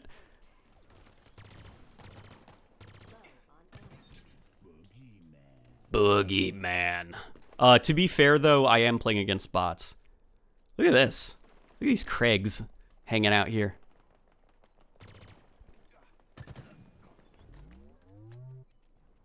Vanguard just looks like a blurry mess. Yeah, it doesn't help that Call of Duty Vanguard is like... Oh, man. Okay, Rebecca and I were watching the live stream where they revealed Call of Duty Vanguard, and she said probably the funniest thing I've ever heard about the game. Like, people have tweeted their own takes about the game, but... So, if you remember, it was a campaign demo, and the character was running away from, like Rebecca got it. She was like, oh, those are the Nazis, like, they're bombing, and you're running away from them. But after a while, you were running for a while in that demo, and things were exploding around you, and your character, like, fell from a 2-story building and rolled around, and then more things started to explode, and Rebecca and I were watching this quietly. And then Rebecca just suddenly said, dude, I can't even what is going on? Like, and I was like, yeah, I did.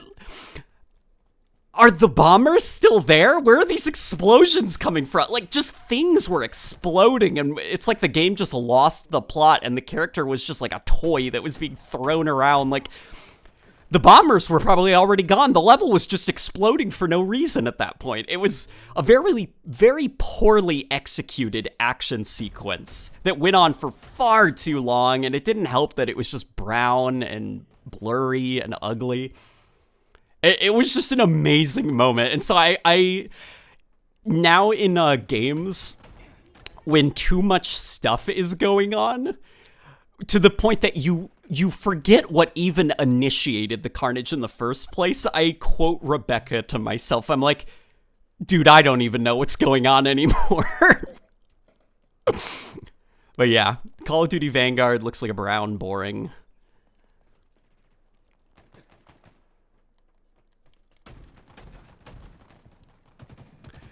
Yeah, and I noticed just in general also that Sledgehammer, they are an interesting Call of Duty developer, more so than I'd say Treyarch.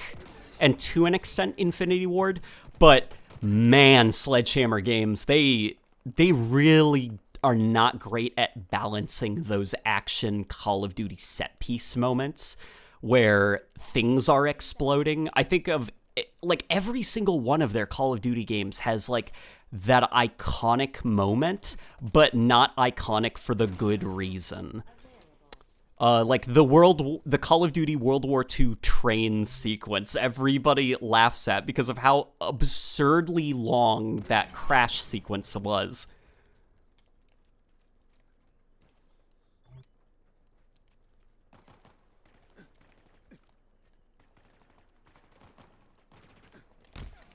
Brown is not boring. I agree that Brown is not boring. So what does it say about Call of Duty Vanguard that it's brown and boring? Like, brown can be very good looking. It can be very pretty looking. And unfortunately, Call of Duty Vanguard's not that pretty.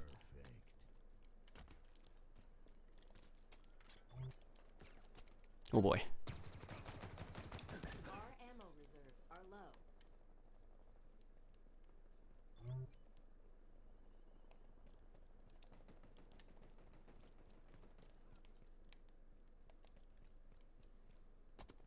Wins PvP? Somebody's asking. PvP is... I forgot the dates. I'll have to take a look at them. Somebody was posting them down below, and I actually really appreciate that person. That was very helpful, but for the life of me, I can't remember the time. Here, why don't we go up here with this? Oh, I'm also getting Rebecca into Jojo. So Rebecca and I are watching a show called Chobits, as well as My Hero Academia, and I'm trying now to get her into JoJo's Bizarre Adventure, and watching the first episode of JoJo with her was like spiritual. It was, because I remember watching JoJo for the first time and just being like, what? Like, what? And so being able to relive those memories through her reactions to things that are going on, it's been simply fabulous. Yeah, guys, Rebecca's a lot of fun. Especially her Halo takes. Whenever Rebecca plays Halo, she says something super interesting that I never forget. Like, she described... Okay, so the grunts. I love her opinion on the grunts. Without knowing the context of the grunts. She said, okay, well... The grunts they kind of look like cicadas. They kind of look like bugs. You know, it looks like they got like a beetle thing on their back. Are they born in those pods? Like they're backpacks. And as they mature and grow up into adult grunts, their legs and arms and heads pop out. Like, so I'm just picturing like a basket full of baby grunts, and it's literally just their backpack and their cute little head.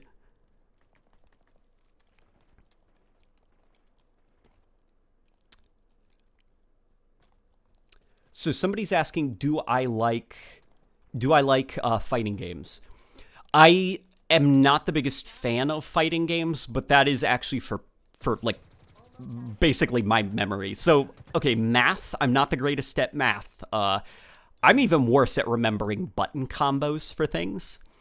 So fighting games are a genre of game that I can't get into without really training. That being said, I do enjoy Smash Brothers, but that is barely a fighting game. Whoa. Oh, did you see those AI were stuck inside each other? Active camo inbound.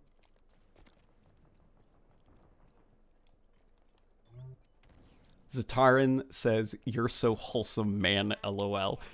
I appreciate that. You're wholesome, too.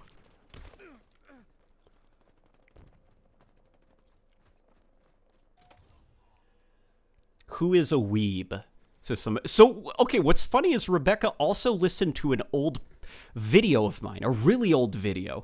And apparently I said in it, I don't like anime because I'm not into cartoons. And it took me back because I was like, that's a silly thing for me to say. When did I say that? And then I was like, that's right. in a high school, I didn't like anime. And it wasn't because of anime's fault. Because, like, anime is just an art form, you know?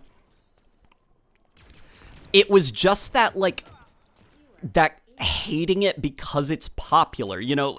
Okay, for those of you just joining, earlier in the stream, we talked about me hating the PlayStation 3 because I was an Xbox fan. Like, for some reason, the concept of just liking two things was alien to me. I had to hate the other thing. So, for anime, I just didn't like it because, it was popular, I guess? But now it's like, yeah, anime's cool. Anime's just like another art form, you know? I like My Hero Academia a lot.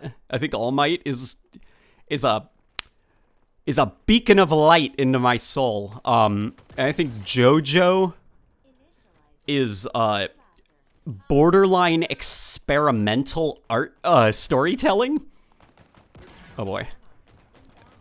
And not because Jojo is trying to be, but because that's how impossibly bad it is at juggling tones.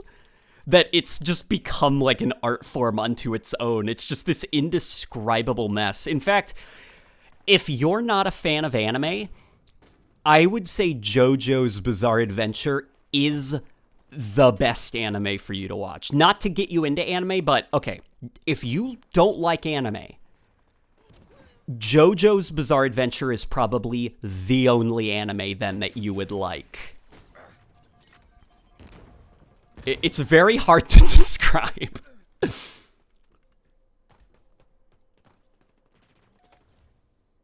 shot obtained.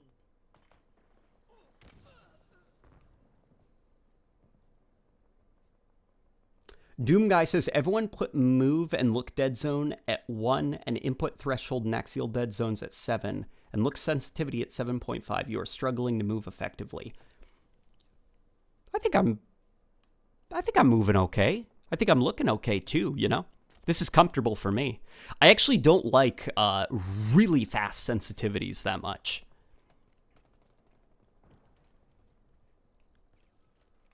Here, let's move to a new map. I'm getting tired of Brown Military Academy.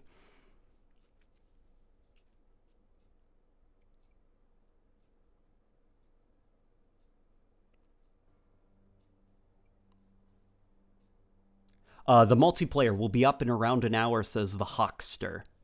All right. I guess we can do that in an hour. What do you guys think? Should we stick around for an hour? Oh, by the way, if we can get to 175,000 subscribers, I am going to do a 24-hour live stream. Not for my sake, for yours, as a thank you. Basically, what I'm thinking is every 25,000 subscribers, as like a thank you and an encouragement for more subscribers, we do 24 hours.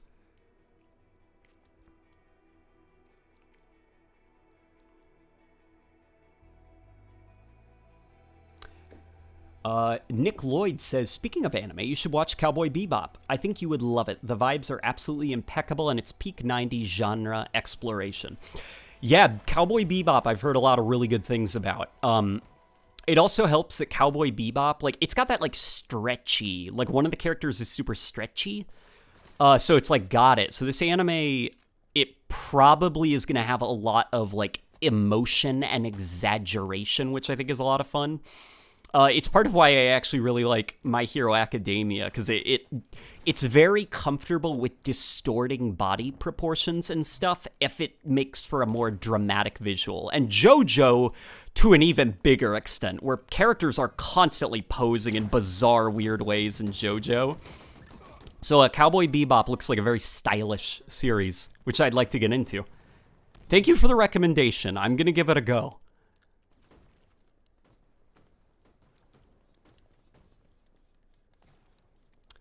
Podo Eho says, JoJo Part 1 and 2 are the only good parts. See, I think all JoJo is really good. Because JoJo has such a such a bad story, I guess. So what's really funny is my brother, he watched Jojo by himself, and my brother takes anime very seriously. He is a self-professed weeb.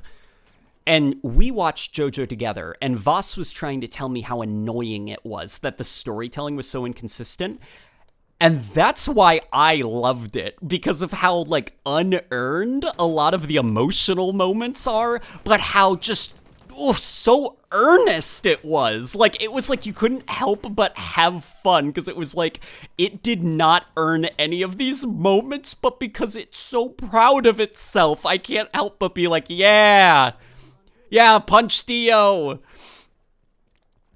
So for me, basically the dumber and worse Jojo gets, where it's like this, they are losing the plot. What is going on? That's when I am at my happiest. So as Jojo has kind of kept going, and Iraqi, the author, is running out of things to do in the story, and he's just pulling new story moments out of his ass, I am getting happier and happier because it's making less and less sense and just getting borderline incoherent. Ugh.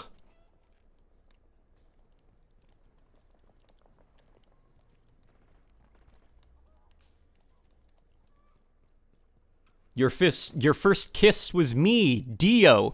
Yeah, exactly. Stuff like that, where it's just like bad ideas executed even worse, but because of how spectacularly awful the execution was and how confident it was, it's like it somehow turns itself around to actually be really entertaining. I described Jojo to my brother as Iraqi, the author, seems fundamentally incapable of writing a good narrative, but he can tell that bad narrative really well.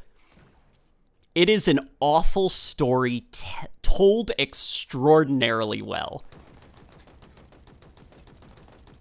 Almost out of ammo, Spartan. There we go. Hello!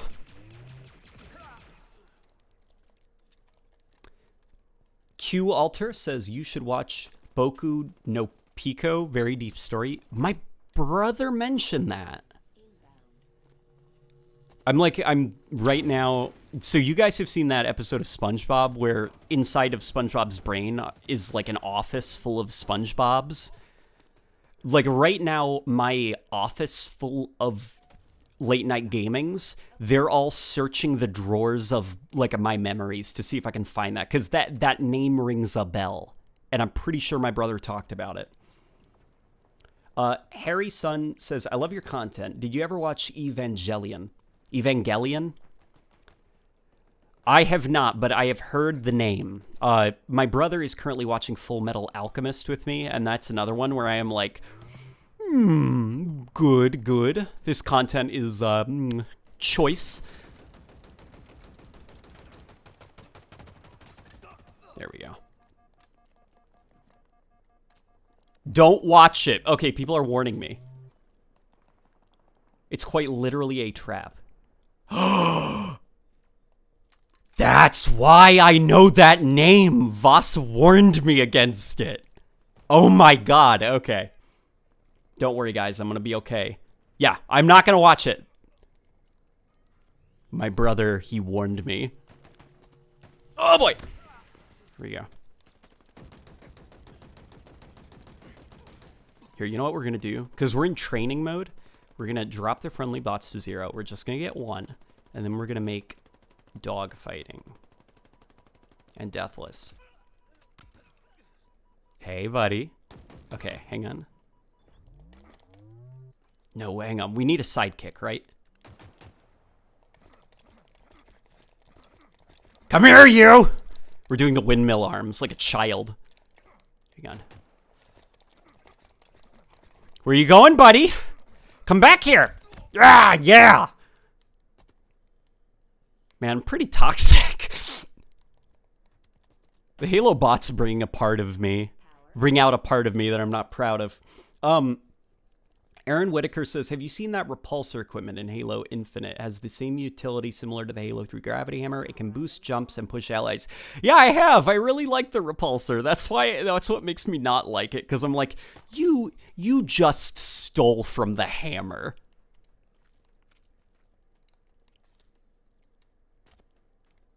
Here we go. Where you running, buddy? Ah! Okay, we got him.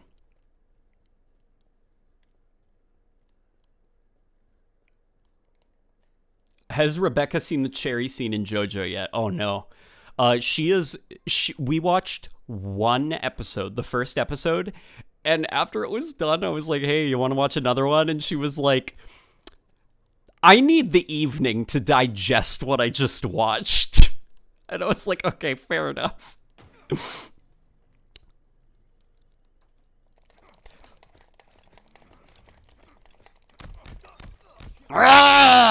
There we go. I'm like a Spider-Man villain. Where are you going, wall crawler?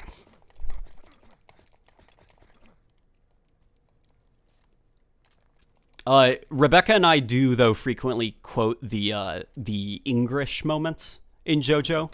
Like, go ahead, Mr. Joester. That is a favorite one. Also, hey, baby! Here, let's go to a new map. And by a new map, I mean another one that we've already played.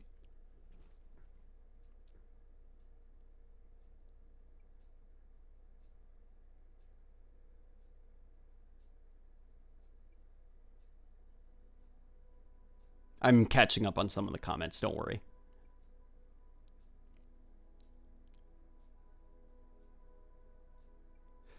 Did you check out Green Skull's stream? He somehow got into a lobby with thrusters, sentinel beam, and 2 other weapons, and I don't know how in the flight.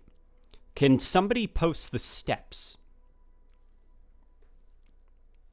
If somebody can post the steps, we'll do that, okay? Maybe bookmarks. Maybe recommended. Maybe popular. Zitaran says, the sounds you make when you're doing the button combo has slayed me. Spider-Man melee all the way. Yeah, what would be my Spider-Man villain name?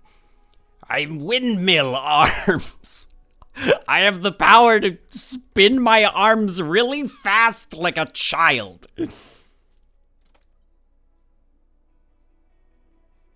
Yeah, Rebecca's quoting some more JoJo. Oh, it's a baseball. That's another favorite one.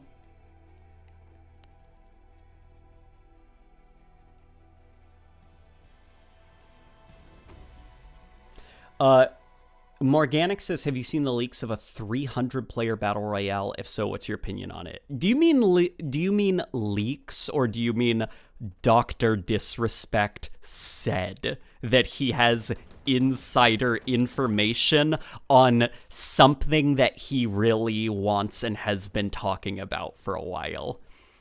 Because from what I understand about Dr. Disrespect, he makes jokes like that a lot. He even makes this like shit-eating grin after he says that. So Doc Disrespect, he's been pretty unhappy about the fact that Halo Infinite doesn't seem to have a battle royale. And he's been saying for a while, he's like, they need to make one. Why wouldn't they make one? That's so dumb. And then on a stream, he's like, oh yeah, I have insider information. It's going to have 300 players, and it's going to be all these things that they need to do. Like, that's the way I interpreted what he said. I think that was more a jab at 343.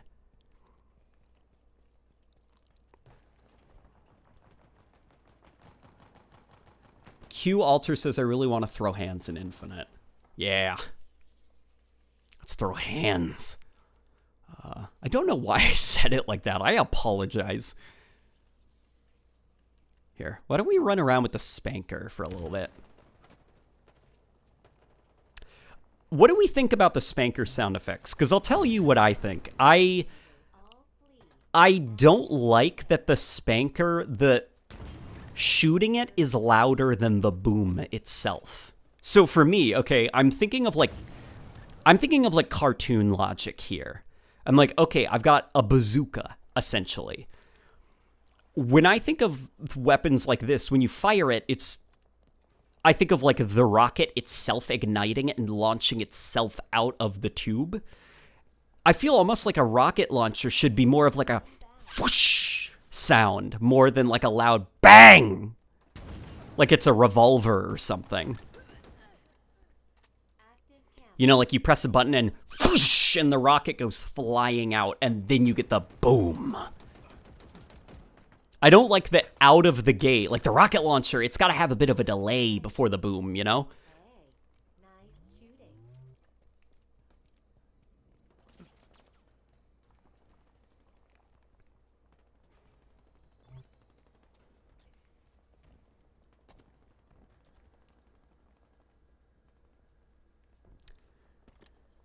Spanker, says Rebecca. Yeah, okay, so, babe, if you're looking at this, okay, so Halo has its roots in the late 90s to early 2000s, where a video game was essentially developed by 10 guys in somebody's garage. So, the same reason that Cortana is a hologram lady with boobs, the rocket launcher of Halo is called the Spanker. So this thing is called the Spanker, but it's A and E are taken out. So it's the SPNKR.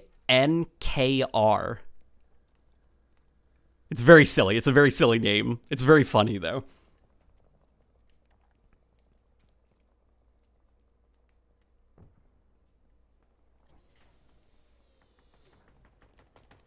Yeah, if somebody could explain to me how Green Skull got into that map with the Hydra, we could take a look at it. May they all flee in abject terror. Let's pick up this gravity hammer that for some reason does not have a lot of gravity abilities. Killing frenzy.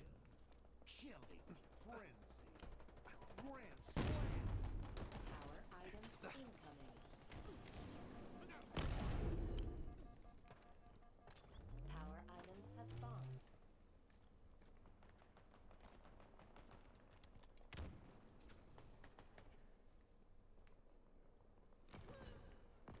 It takes 2 late night. Oh, okay. So we need to play on console, basically? Okay. Well, that dream is dashed.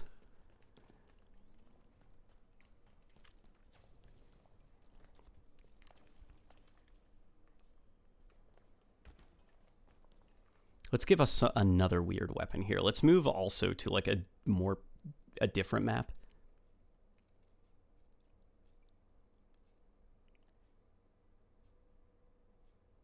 Please use the thruster, please.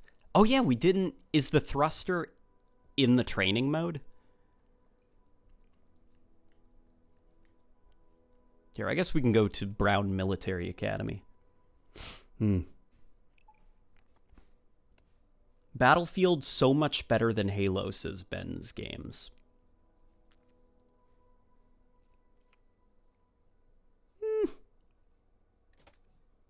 Grapple shot acquired. I don't know if I can compare Battlefield and Halo, because they're two very different kinds of games. So I can't really say that one is better than the other. They are kind of similar in their approach to like infantry and vehicle gameplay, but Majora Z says, replying to the gravity hammer displacement, I noticed one of the loading screen tooltips mentions you can use the hammer to push players and vehicles, so I think it may be a bug. Got it. Okay. You know what? That would probably make more sense, because this is pretty buggy, this flight. Here, grapple shot. No, not repulsor. I don't see the thruster pack. Huh. Okay. I guess we can goof off with the repulsor. Yeah, when people say that they really like the repulsor because of these abilities like that. Oops, I missed the jump. Let's try that again. I'm like, I agree, but you could do that with the gravity hammer, and then they took it away and gave it to the repulsor.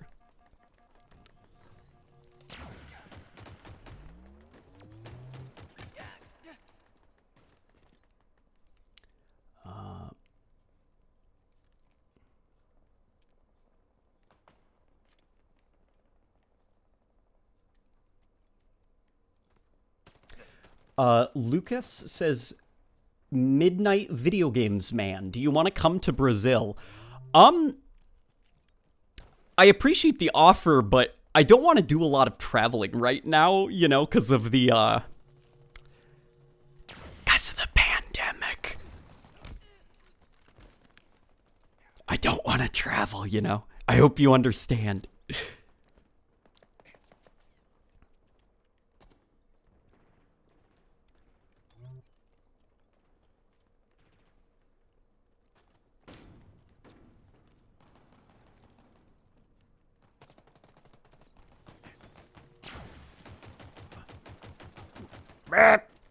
There we go. Okay.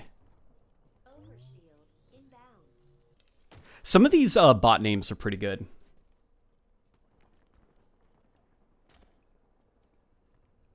Overshield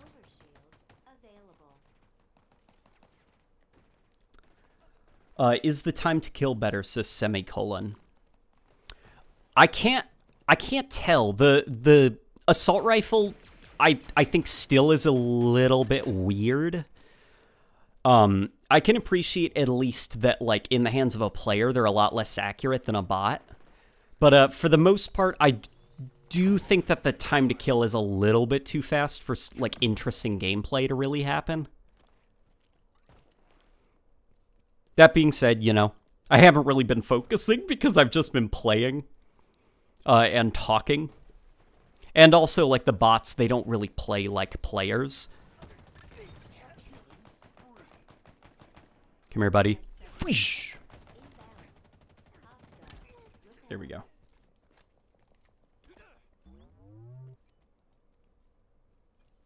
Rebecca says, it sounds like you're a musician and people want you to perform a tour. Come to Brazil. It does kind of say, we're taking, Late Night Gaming is taking a road trip. We're going around the world. Mr. Worldwide.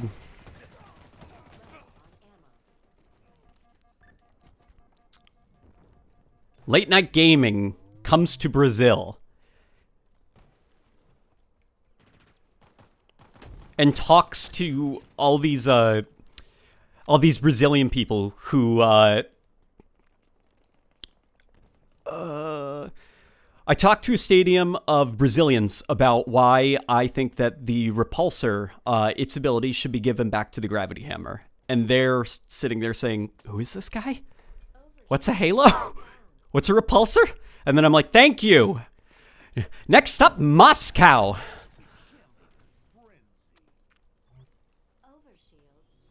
Yeah, there we go. Okay. I was in the middle of the moment. I'm glad I was able to just barely squeak that joke out. Rest in peace to everyone who signed up for the Insider with a gaming laptop, LMAO, says the Medic's Dove. Yeah, I did hear that a lot of people who were not, who do gaming laptops were not invited. Remember, this isn't really done for entertainment value. I mean, you know, it's fun to play the new Halo game, but this is primarily done for technical reasons. So if the game is not running well on gaming laptops to the point that it might threaten your device, it's wise for them not to flight it, you know? Like, my performance is steadily degrading as I play this flight. There's definitely, like, a memory leak or something. Here, why don't we get a different weapon? What's a weapon I haven't used in a while? S7 Sniper. I hate the fact that they're calling them, like, their fake Halo names. Like, you run up to this thing, and it's BR75. Or this S7 Sniper. You know what I just think in the back of my mind? I think, oh man, are we gonna call, like, every new weapon added to the game, like, you know, MA472B-3, like a fake fictional serial number? Does that mean they're gonna have to update our little AI buddies every time a new weapon is added to the game? And how much data is that gonna start taking up? Because Halo 5, if I remember right, has the voice packs for, like, multiple languages just installed, even if you're not using them. And it takes up about 50 15 or 10 gigabytes of data, if I remember. And I'm just thinking, like, oh man, you know, we already kind of struggle with games getting bloated as new cosmetics are added. Could you imagine, like, having to update this AI buddy to be able to say, like, M427-38 acquired? Like, just call it a battle rifle. Just call it a sniper.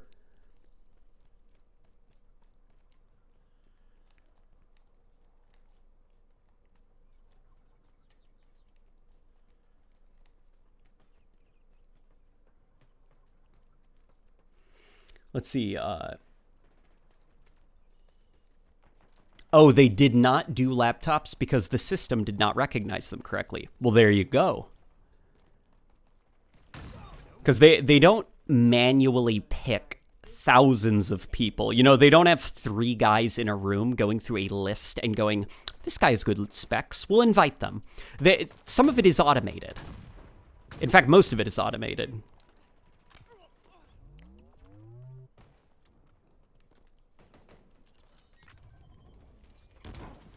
Seen the casting of the Mario movie? Yes, I've seen the casting. We talked about it, actually. I am extremely disappointed that it is not, like, that Chris Pratt is not literally playing the titular Mario. That he's just voicing an animated Mario. I'm very disappointed. I'm assuming the Mario movie will be fine. I'm hoping for a train wreck.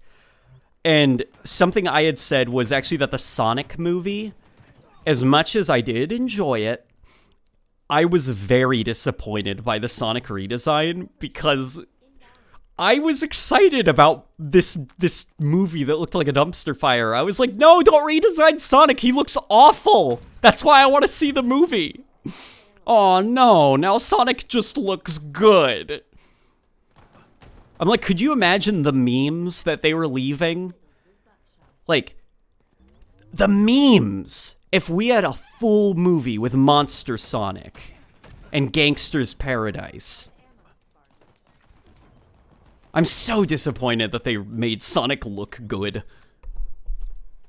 And if Chris Pratt, there is some potential of Seth Rogen and like Jack Black and them. I'm like, okay, maybe this Mario movie will be a dumpster fire. I'm praying that it'll be a dumpster fire. Rebecca and I are very interested in it for the same reason, where we're like, come on, they need to make it a bad movie for our entertainment. I'm going to be very disappointed if reviews come in and they're like, the Mario movie is a smash hit, glowing reviews. I'm like, aw, it's just fine.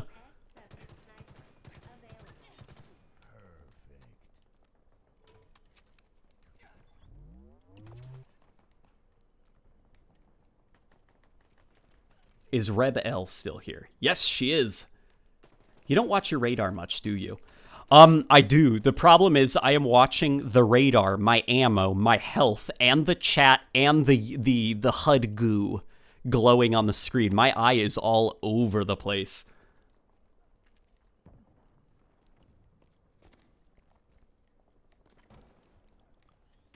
It doesn't help also that this like HUD is just kind of like disorganized, I guess. It's what I really liked about... So I saw some people that were indifferent to the UI change of moving the weapon down the screen and asking for an explanation on why some people prefer weapons being in the top right of the screen. And I can actually tell you why. It's because...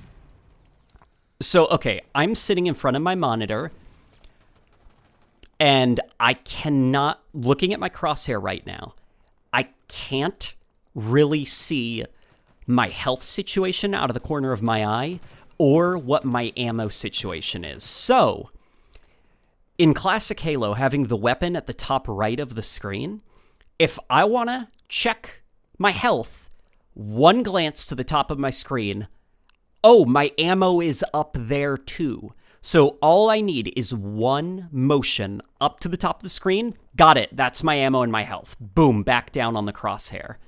Now, in order to check my health, I have to look up, and then to check my ammo, I have to look down beyond the crosshair and then back to the center, it's more subtle eye movements. It's small, you know, it's not that much time, but it is enough time to where I notice I'm reacting a little bit slower than I was in Classic Halo. In Classic Halo, I was a bit more tactically aware, because all of my tactical information was organized in one neat place on the HUD, and now it's kind of scattered all over the place. So hopefully that explains why.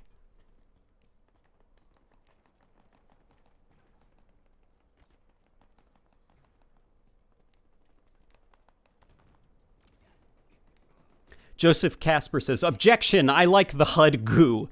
Also, 343 are looking into custom HUDs. Yeah, they are looking into that. That's actually kind of exciting. Halo's never really done that.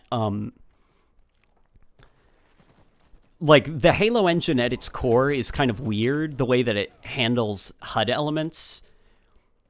And so, I'd imagine that the lack of, like, adjustable HUD in the game right now is not because 343 hates you and they don't want you to have freedom. I think it's more so due to just legacy code, basically. The way that the UI works under the hood, it's kind of inflexible. So the fact that they're looking into custom HUDs probably means that they have engineers that are like lifting up the hood of the engine and rewiring the way that the engine does the HUD so that it can be more modular.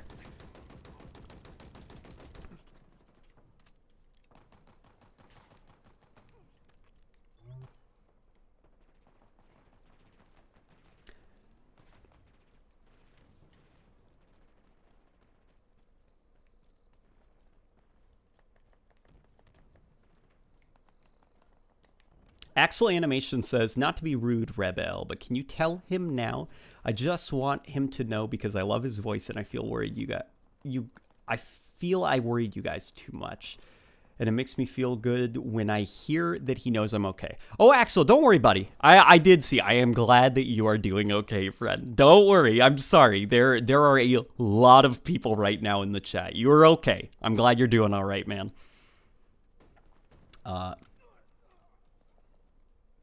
Riven says, I wish Destiny 2 had the Halo HUD. It would be small, but I like a toggle option would be cool, so you could get like a Halo 3 style HUD. Yeah, I'd like Destiny to have a little bit more HUD flexibility, because with Destiny, I sometimes get that same issue, especially in Crucible. In slower paced modes, it's not so much a problem, but in the Crucible, I notice I get kind of like eye strain, or like I get frustrated because I feel like my view is bouncing all over the screen because all my tactical information is scattered to every corner of the screen. Now, I'd imagine that the reason 343 changed the UI is probably so that it can better look like Warzone. And people could say, like, wait, they're copying Call of Duty's HUD. I see it less of, like, copying and more of the idea of, like, it's kind of like when you're trying to trick your friend that hates Halo into playing Halo, and you try to configure the controls to be best like Call of Duty. That way, they'll play it and they'll be like, okay, you know what, maybe it's not that bad. It's more like making it a little bit more immediately familiar to a potential new fan. The problem, I think, with that is that for, you know, hey, what about us? So I'm happy that they're looking into HUD options. It's the same reason I assume that the standard controls in this game, the default controls, are just straight up Call of Duty controls. You press B to crouch, stick to melee and stuff. It is just Call of Duty controls. Probably so that your average Warzone player can hop in and be like, what's this dumb Halo thing? Oh, okay. And they can get on board, and before they know it, they've been tricked into liking Halo.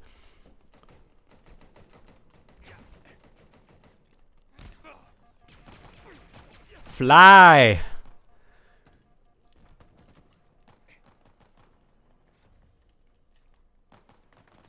It's called standardization. Yes. Overshield inbound. How does sniping feel? Sniping feels pretty good. I actually noticed that the sniper's a little bit hard to use in this game. They're moving away from that Halo 4 and Halo 5 sniper design where, if you remember, in Halo 4 and 5, you can get headshots without even directly aiming on a player. You can be about you can be like maybe 4 inches off the head and fire your sniper shot, and the bullet will just arc over to the head and land the shot. It seems very strict in this game, like to the point that you can accidentally shoot in between a Spartan's legs.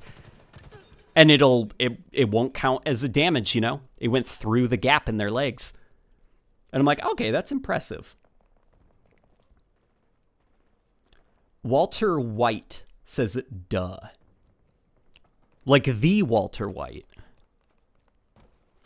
Like Heisenberg, Walter White. Halo's gamepad controls have always sucked, so I'm fine with that. Oh, I would not say they've always sucked. I would say Halo took a while to figure out what should be the good default controls. Because they are kind of different on a game-per-game basis.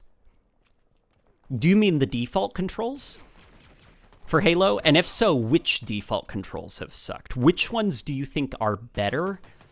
And then also, do you mean just universally? Like, does bumper jumper suck, you know? Saying Halo's default controls suck is a little bit too broad. Because I rather like bumper jumper.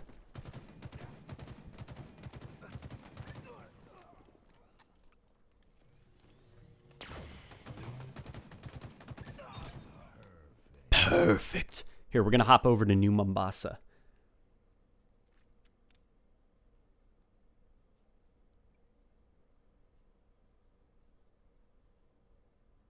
Aw, Rebecca's doing her hair. Guys, Rebecca has this, like, inhuman ability to just always look really pretty. It's frankly amazing. She'll do her hair, and she'll look gorgeous. And then, like, I'll see her sometimes where she hasn't done her hair. And somehow she looks prettier than the last time I saw her.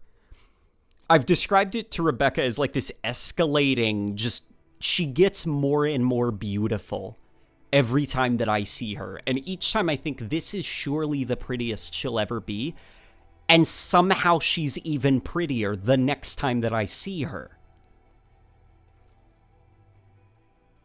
Spikefish says, I had an issue earlier today where the enemy was red and the outline was red, so for a second I couldn't tell which team he was on.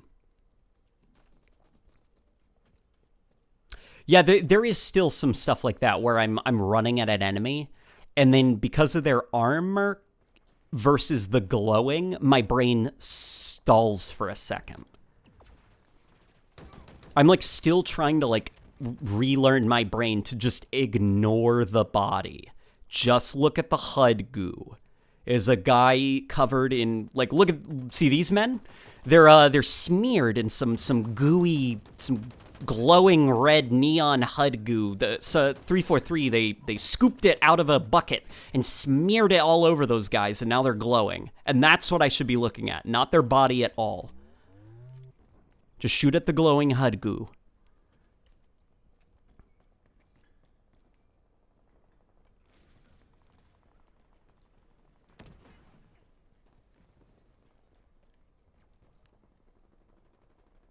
Big Boy says, I'm gonna pretend you were saying how pretty I was to get a confidence boost. Big Boy, you're pretty too.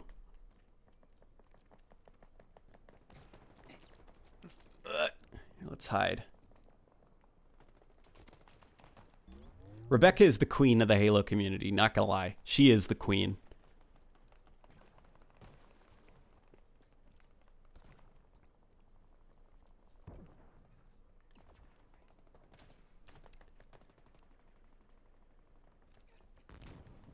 It's easy to notice if you've played Overwatch. With Overwatch, I think Overwatch flows so fundamentally different from Halo. Like in Overwatch, basically the level doesn't even need artwork. all you need are a bunch of whiteout maps with no detail on them, because there's nothing you're going to pick up in the environment outside of health packs. It's really just heroes executing abilities on each other. And even then, in Overwatch, I still have had issues being able to tell if it was an enemy. Halo, there is still a bit more organic, like you have to scan the environment and stuff. And so when the art direction isn't really picking up the slack and it's just relying on HUD elements, it can get a little bit confusing. Like, it's like, is that an enemy or is that a lens flare?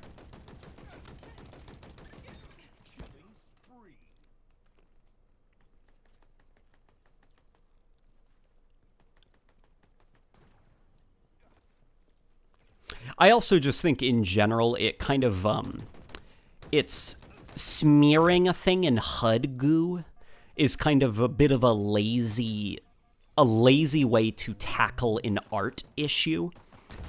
Where it's like, guns are too hard to see, smear them in HUD goo. The enemy, too hard to see, smear them in HUD goo. Players can't tell who's on which team, smear them in HUD goo. Like, it does get to a point where you're not even watching the game anymore, you're looking at the HUD. And at least for me, it detaches me from the game. Like, probably one of the worst things about Assassin's Creed 4, its biggest sin, is how reliant it was on HUD goo to communicate things. Far Cry 5, I actually really liked that Ubisoft chilled out a little bit with just, like, everything's covered in HUD goo. But the new Far Cry 6, first thing I noticed was, oh no, the HUD goo's back. Like, every single thing in the environment.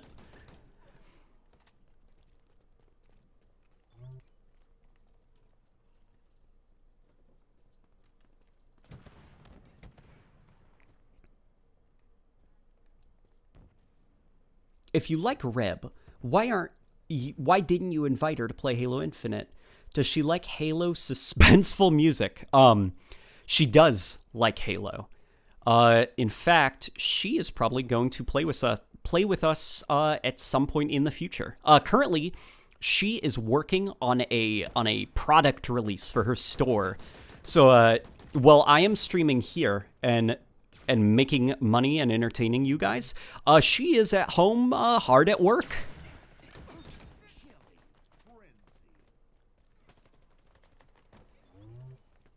I'm really proud of her, by the way, because Rebecca and I both really like being with each other to the point that we will happily throw away our responsibilities. So, yeah, Rebecca is... I admire her quite a lot. She is a big inspiration for me, her work ethic. Whenever she does have her releases on her store, it's like very exciting and thrilling because I've seen how hard she's worked to get it done. And then to see everybody so happy with like the products she's made, it's like, yeah, that's my girl. To quote Red Dead Redemption, I'm coming over later. Yeah, she is. Let me see.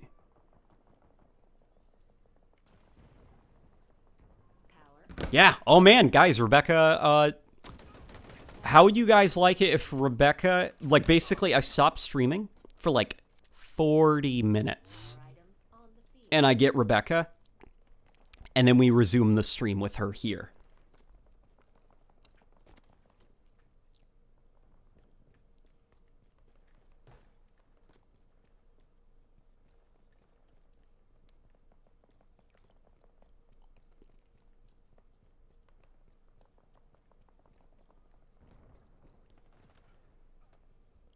Let's give us a goofy gun.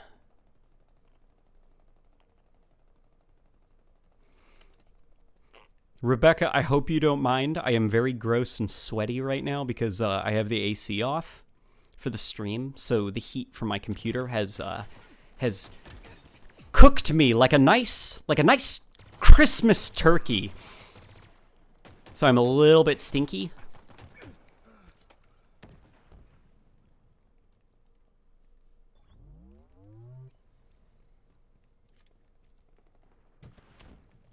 Is the multiplayer going to be available tonight? Says Vegematic.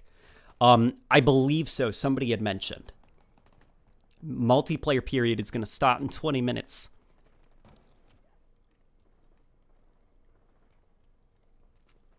Oh no, people are advocating for late night gaming, for me to be dethroned and Rebecca to take over.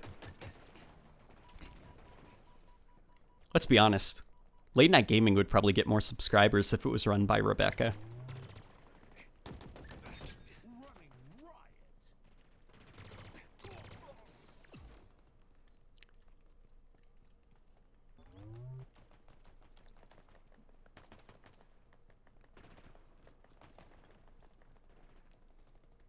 Question for you, Late Night Gaming. Do you think 343 will bring back old weapons in Halo Infinite in the same way Halo 5 did, for example, the Halo C Magnum and the Halo 2 BR?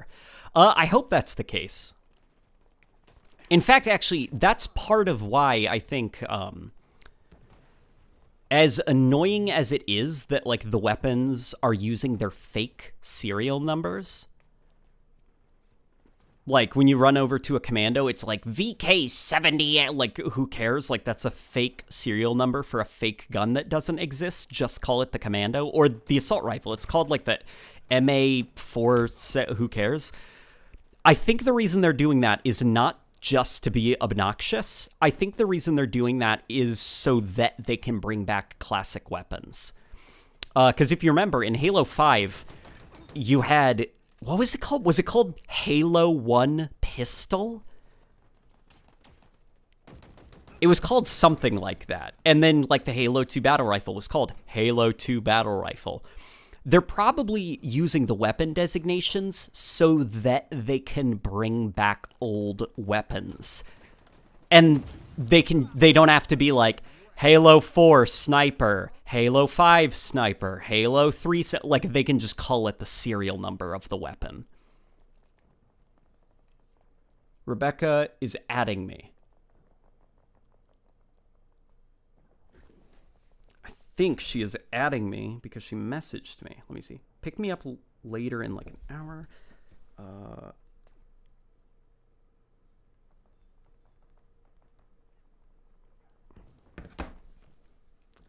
Spam, make a poll. How do we make a poll? How do we make a poll, guys?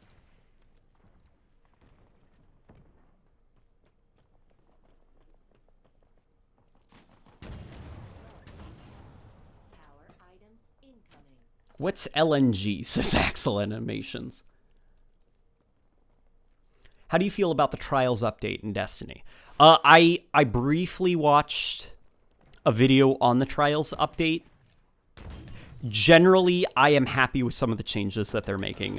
Public matchmaking for Trials is interesting. And even though it's a little bit rough, I would rather have it than not have it. And I'm happy to see that Bungie's trying to make changes to it. That being said, I hope that they don't go too hard on making it easy for solo players. Because I do think, basically, like, if you solo matchmake in Trials of Osiris, I think you should be at an inherent disadvantage by default, because Trials should be a game mode with a lot of communication.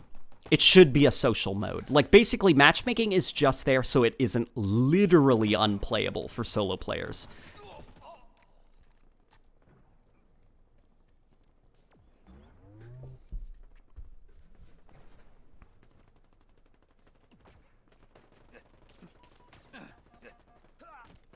All right, I'm back. It's Jazz says, I'm stuck in the multiplayer loading screen and I can't get into a match. Anyone else experiencing this? If anybody else is, you should comment and try to figure out what it is that's causing that. Like, what did you do? Because the quicker you can identify the issue. Ah, Destiny Discourse, says Angry Wizard. Destiny is a pretty cool video game, you guys. Power items inbound. Your accuracy is improving. Do you have any thoughts on how aiming feels in this game? Several factors such as low magnetism, smaller reticle, and rapid strafing and crouching have contributed to the combat feeling a bit off, in my opinion. So, on the topic of the low reticle, that is something interesting to bring up. I noticed this. It's most noticeable on the assault rifle. So, I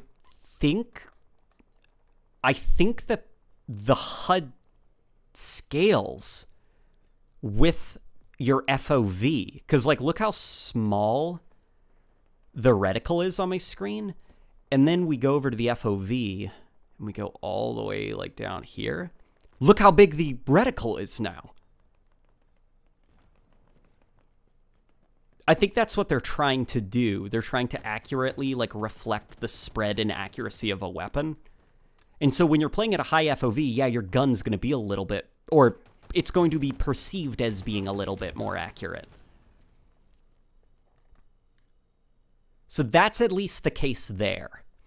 Something I'd actually say is, so 78 FOV was the base FOV for Halo 5. Play Halo Infinite at 78 FOV, and then tell me how aiming feels. I wonder if the magnetism does not actually scale, because when you expand your FOV, that door will be further away from the screen. So the magnetism will feel a little bit different. You'll think like, yeah, okay, hang on. I'm having a Shroud moment. Have you seen that great clip from Shroud where somebody asked him about the difference between like Nvidia and AMD, and he's like, it's not about, and he's playing the game and he's focusing and he's like, it's not about fucking, I don't know.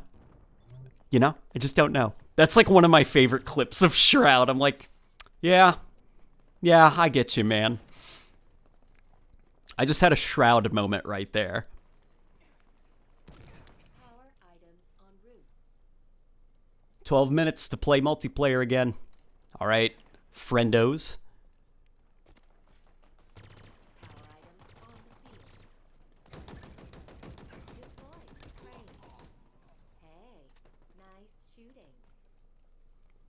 Go this way. I play at 90 and I think it's a good middle ground. For FOV? Okay, that's interesting. Let's try 90.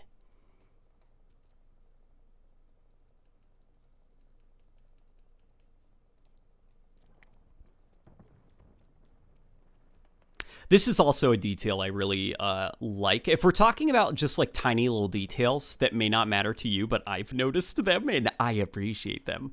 Yeah, look, the crosshair is pretty good at this size, or at this FOV. But yeah, for a second there, his armor, there's a little bit of orange on it, but the yellow mixed with the HUD goo, and I thought I saw red for a second. So I was like prepared to start shooting, but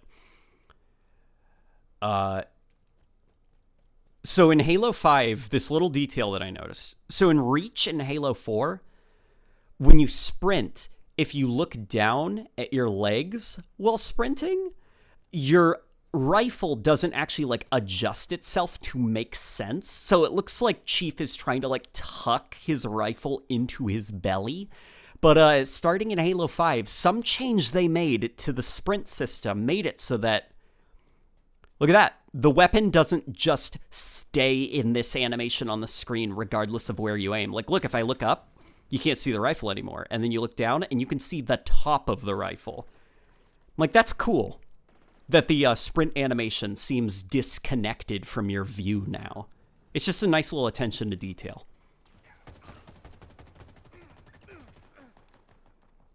So yeah, if you ever want to look at the top of your gun, just look down while sprinting, you know? That's a pretty good top of the assault rifle. Oh, was the bot back? Oh, yeah, Rebecca was quick on the nuke button for that bot. Chink! Have they changed the needler sound in this? It does sound a little bit different. It sounds a little bit less like a submachine gun. It does have a little bit more like tingly, tangly jewel crystal sound to it when you fire it.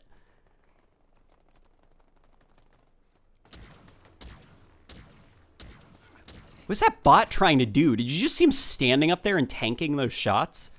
He's fortunate that I was like missing.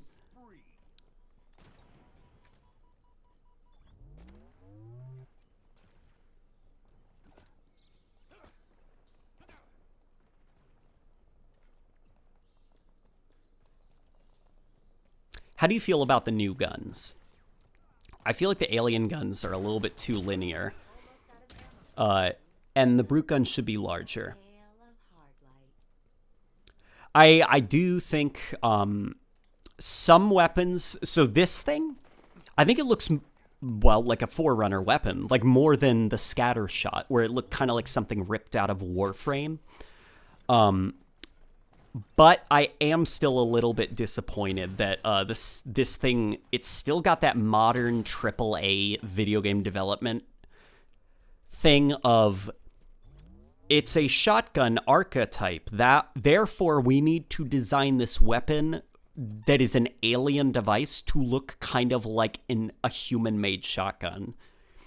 That does still bother me a little bit. And as for the brute weapons, I feel like some of them are pretty large, right? At least the skewer, something that's actually kind of interesting about the skewer here. Let's get it. So what's cool about the skewer, let's find a weapon that I can... Oh, you know what? I could just throw it on the ground here. Look, it's got a stock. So I assume that a brute would use that. And like, look at the handle. Like that's for a pretty big hand, right? It's got like a grip there. I think that in the hands of a brute, you're supposed to hold this thing kind of like a rifle. But for a human, it's so big and unwieldy that you just like put it on your shoulder. And it's like imagine the assault rifle, the Halo assault rifle. It was super, super large because it was designed for like Spartan hands, and you give it to a Marine and they basically have to run around with it mounted on their shoulder or something. I don't know, that's just cool. I hope that's the case. You know, I hope that the brutes aren't also running around with it mounted on their shoulder. Because if so, that is actually kind of inspired. Spencer L says, you are awesome, bro. Loving the stream and the vids lately. Thank you so much, Spencer. I'm glad that you're enjoying the videos recently. Oh, now that you guys are here. Okay, so yesterday we posted that concept art video.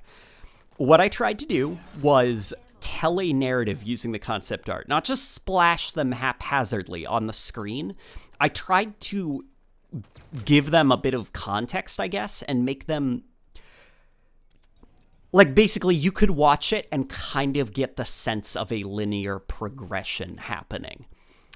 But something that people were saying was, like, hey, where's your voice? When I upload stuff like that, would you prefer to hear my voice? Or do you just want the concept art? And would you want a script, or not everything needs a script, basically? Because there is some stuff like that, like the concept art, where it's like, it's a field and there's some pillars. Like, do I need a script for that? Or would you prefer something, like, obviously edit it to make it a little bit presentable, but maybe I don't need to write a whole essay, you know?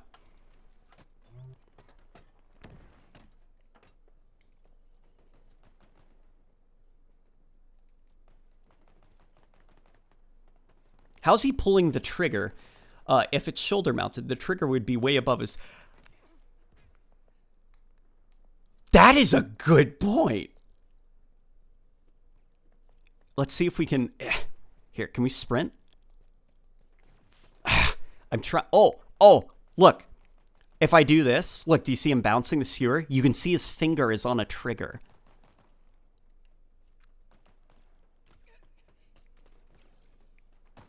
Yeah, how do you hold this thing in third person?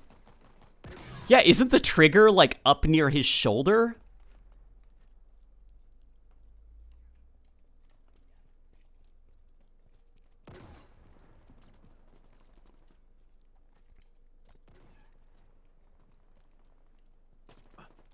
Whoop.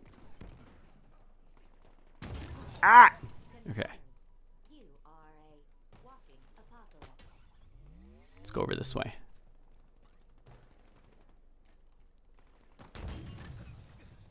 This grappling hook is pretty cool.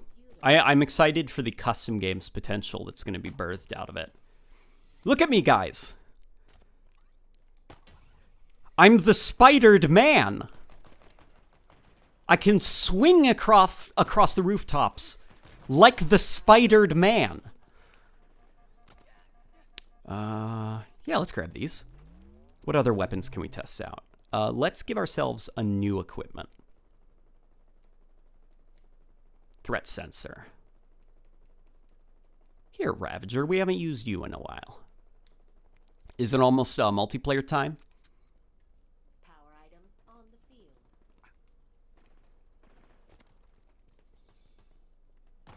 Oh.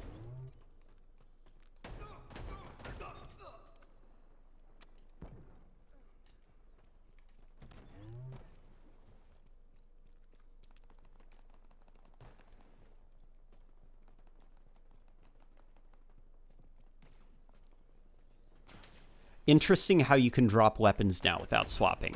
Yeah, I really like that you can throw weapons to each other. Hang on. What is the... Okay, you just literally drop it on the ground? Okay. Oh, I threw it. Okay. Hang on, let's look up. Okay, that drops it, but... Okay, maybe if I... Okay, that was... Did you just see that guy steal that? Man, the bot's got no chill. I was thinking, if we can figure out the logic behind throwing and dropping the weapons, you could probably play, like, hot potato in custom games. Or you could even have, like, fun little game modes where you have, like, stack multiple blocks on top of each other and have a guy way up there, and he throws an energy sword down, and you have to, like, and, like, catch it right before it drops into a lava pit, you know? Zataran says, now when I use the grapple shot, I'm going to call myself the Spidered Man. Yes! Creatively distinct character not associated with Marvel. Tom Clancy's The Spidered Man. Power items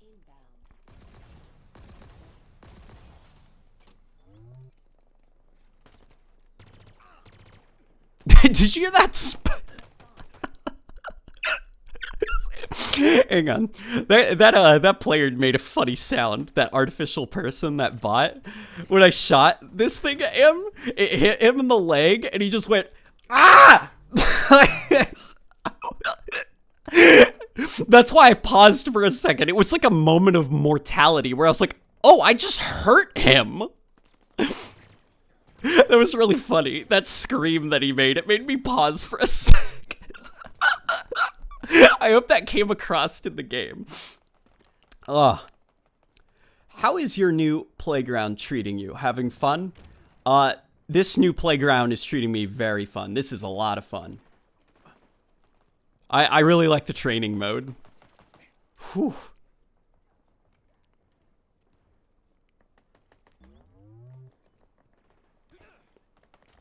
People are arguing about French toast. Oh, French toast or pancakes? French toast. Whoa. This thing was making weird sounds.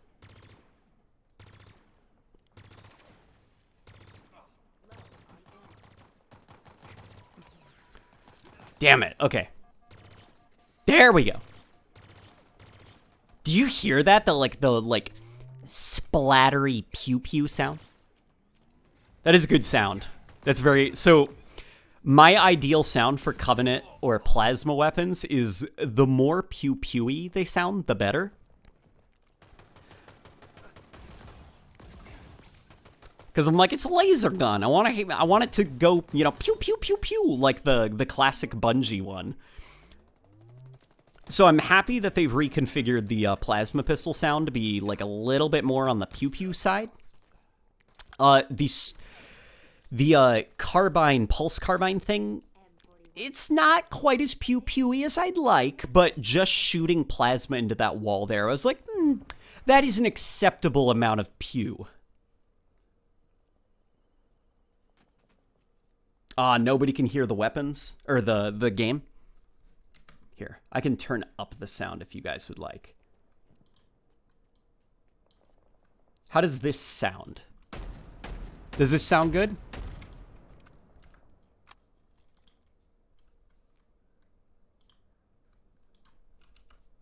Multiplayer's up now. All right, friendos, let's get into matchmaking. I remember last flight you mentioned how the plasma pistol made a really funny pew pew. It did last flight. It was like a splat sound almost. It was a very satisfying pew, and they've added to that. It sounds like they've tried to inject a bit of the classic plasma pistol into it. So far, I've been very happy with the plasma pistol sounds. What I will say is I don't quite like the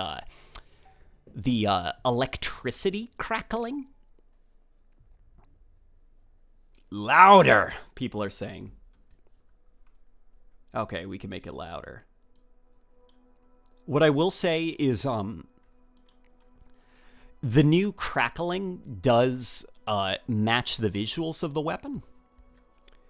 But I don't... So for me, the classic plasma pistol overcharge, I mean, okay, we're going to be real for a second. The reason it sounded like that is because Bungie found a stock sound effect they really like. But what I interpreted, at least as a kid, was it's not like electricity that's building up. It's almost like a cartoon orb of energy, like this thing that would be humming. Not really crackling, you know, it's not electrical. It's just like energy. So the hum of it made sense to me.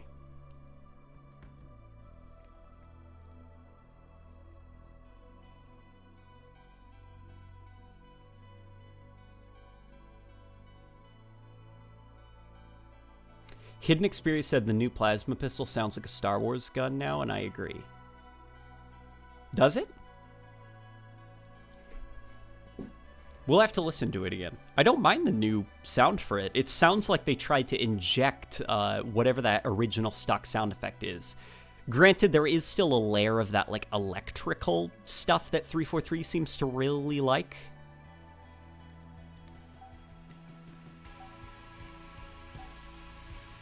I hope you don't get destroyed your first match. I hope so too.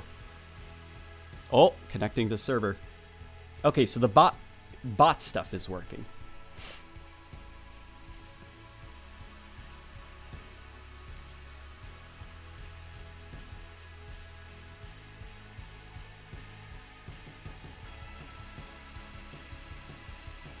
You should play with Hidden Xperia. People should tell Hidden Xperia to invite me. I'd like to play with him. I'm playing Tales of Arise, so when you say pew pew, you remind me of Queen Owl. Very out of context. Have you given the Gravity Hammer? Have they given the Gravity Hammer its POW? Unfortunately, they have not. And it's very frustrating. The Gravity Hammer still sounds like somebody dropping a box in their garage, which is unfortunate.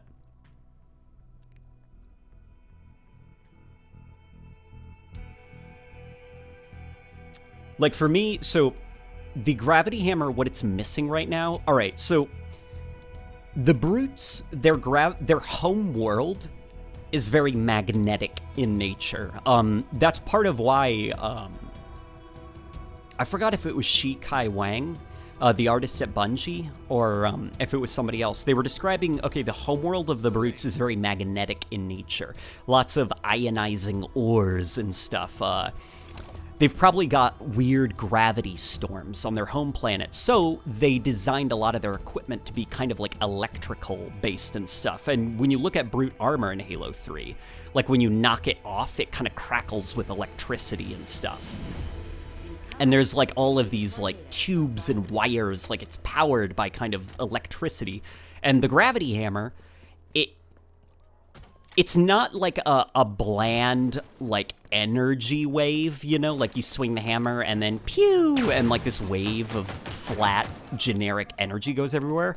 it's magnetic.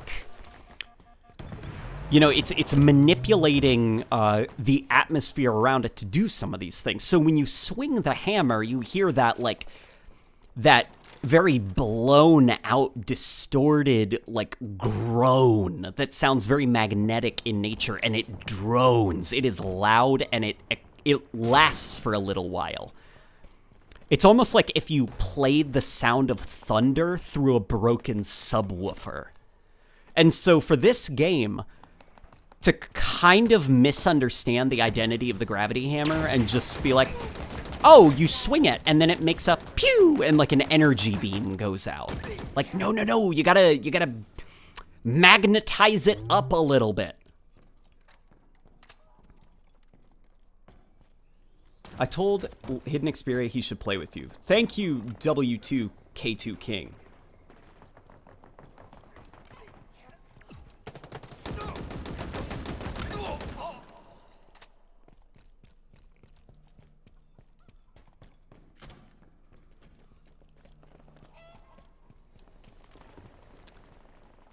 I wish there was an option to mute everything but the energy recharge sound, says the medic Stove.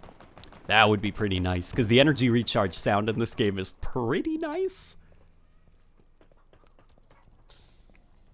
Do you think Halo would work as a virtual reality first-person shooter game, more specifically the multiplayer?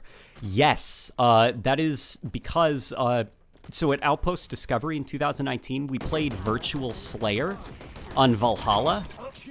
It was probably my favorite attraction at Outpost Discovery, and it was fun. So your primary weapon was a plasma pistol, and the map was kind of, you know, simplistic, but it was on Valhalla. And because there was still a bit of Halo logic to it, like we were like hiding behind cover and like overcharging our plasma pistols, trying to drain each other's shields and communicating with each other like, all right, I'm gonna go drain his shields. I need you to land a headshot. And yeah, Halo could work in VR. It wouldn't really play like Halo. It would probably play more like paintball, because you'd be, you know, limited by movement of a human being.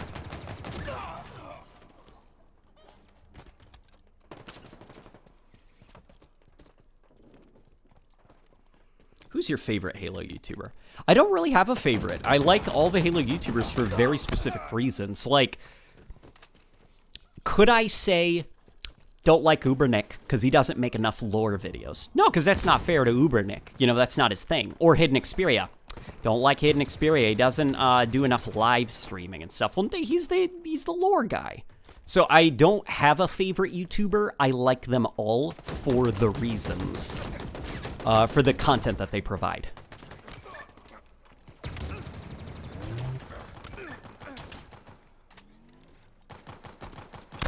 Hey, buddy, pal. Frenzy.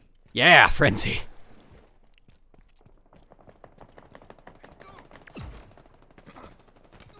Is it just me, or does the Needler still sound bad?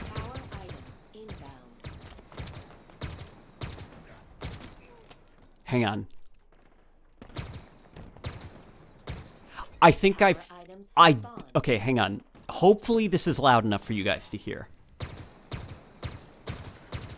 The primary fire sounds good. What's weirding me out is that the reverb around the environment doesn't sound like that. It sounds like a very different weapon is being fired. So as I'm like shooting this thing out in the open, the actual like pew pew sound of it is being drowned out by the weird rumbly ricochet. Yeah, do you hear the reverb? It doesn't sound right. It's making the gun sound unintentionally lower pitched than it is. That's weird.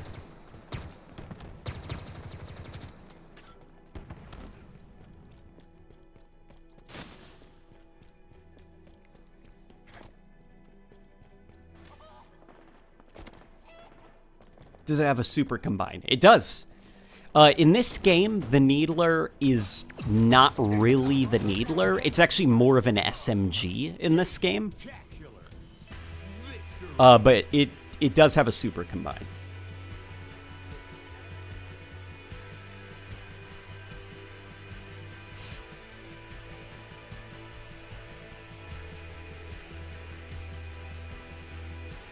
I hope that you guys were able to hear that. That was very weird sounding. All right, let's try social. Sivart, the lore master farmer, says, I think the concept art could make for a cool unscripted blank is beautiful video. You know, it could. You are right. We could do that.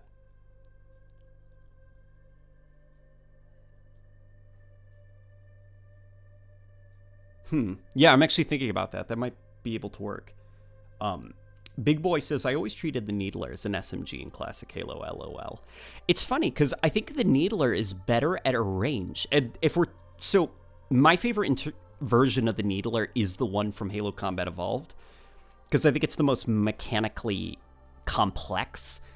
I like that the homing is very strong, but the needles travel so slow that actually it's bad to use it in close range. But at a distance, where you can fire it way above the enemy and have the needles kind of go down into where the enemy is hidden and kind of like, you know, poke them full of holes. I like the Combat Evolved Needler quite a bit. It's a very good ranged weapon.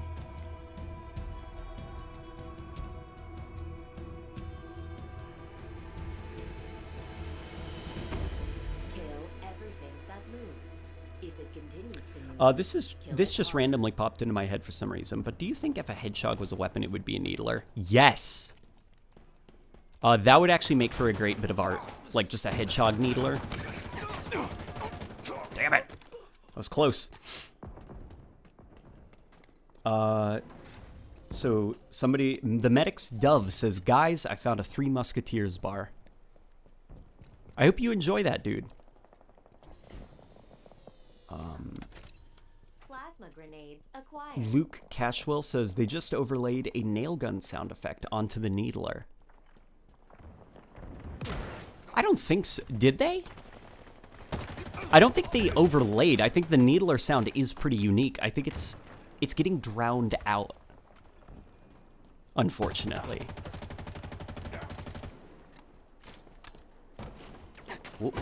Yeah.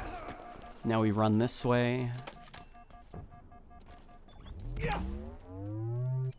Oh, that was a bit of a failed attempt to get out of here. Go away, leave me alone. All right. Oh, I can take his grapple shot. Yeah, I will take this. Jordan Reed says, when it comes to personality, you are my favorite Halo tuber. Thank you so much. I appreciate that. I am glad that I am at least that entertaining.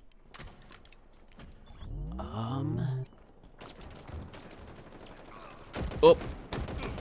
There we go. Whoo, boy. Did you see that grenade come flying in? That was like a slow motion moment. Here, we're quickly moving this way. Whoop. Ah, there we go. Active camo inbound. Why is sprinting just as fast as walking? I think it's an attempt by 343 to as what they think is balancing sprint. So sprint does fundamentally change the way that you have to design your maps and stuff, because players are going to be flying around at breakneck speed. And players are going to be flying around at breakneck speed, and just so that you don't have an instance where like a map is accidentally too small and players are literally running into each other from spawn, you do need to do testing about the speed of the sprint and stuff like that. And I think in the discourse about sprint and how it affects map design in the Halo community, 343 have interpreted some people's issues with sprint as a matter of balance. We need to balance sprint. And it's less about balancing it, and it's more about just what the ability does to map design, just by existing.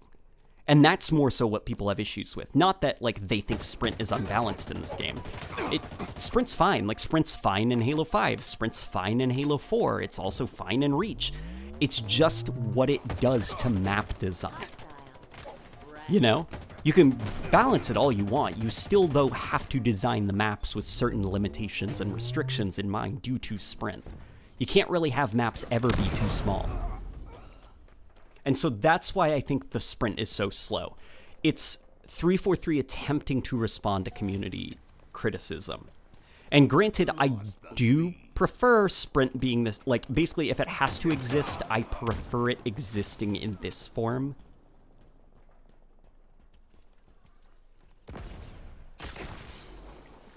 Power items en route. Oof.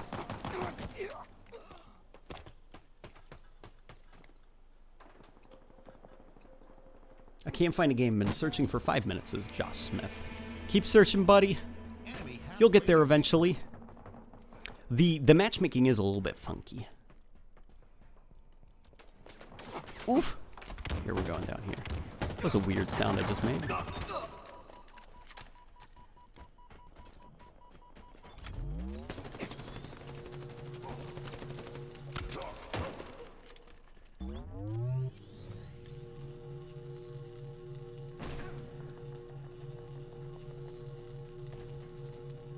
I'm listening. Nobody's coming. Question, what classic Halo maps do you want to return in Halo Infinite, and if those maps would work with Infinite's combat? Well, what's kind of nice about Infinite is, since the sprint is so slow by default, and the gameplay is definitely balanced more around the sandbox that is on the map than it is like core player abilities. Because like for Halo 5, for example, every map plays the same because the driving force of the game was its gameplay. The sandbox was more or less just a gun you could pick up and get kills with. It was more about how you used your Spartan abilities to outmaneuver your opponent. With this game, you're not going to do a lot. Like, you can't do a lot. The gameplay is very simplistic, so it is now back to being more about the depth existing in the sandbox, not the player. So I think that a lot of classic Halo maps could potentially work in this game. And since the game is so externally focused, you have room to kind of like, you know, remove equipment if it's too problematic or add equipment back in. I'd like to see them do high ground. I think high ground could be a lot of fun. Active camo available. Especially with like the repulsor.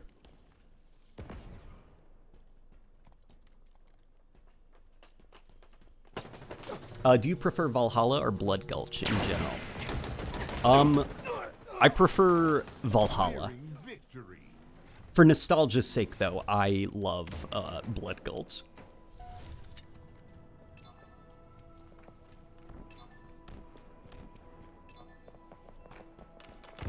It sucks so hard that you can't hold multiple equipment at the same time, limiting sandbox depth. Would you say that that's depth if you could have everything you wanted at any given time? Because it could add depth, but I'd argue it's more interesting that you can only hold one and that it has limited charges, because it forces you to actually make a tactical choice.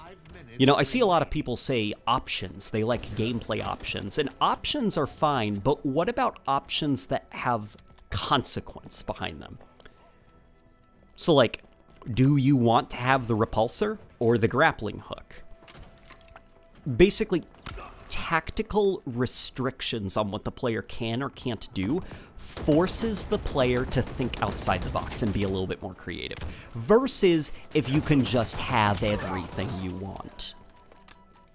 Well, then you're just gonna kind of find the one thing that does the best and stick with that. If you're limited, you have to weigh your choices a little bit better.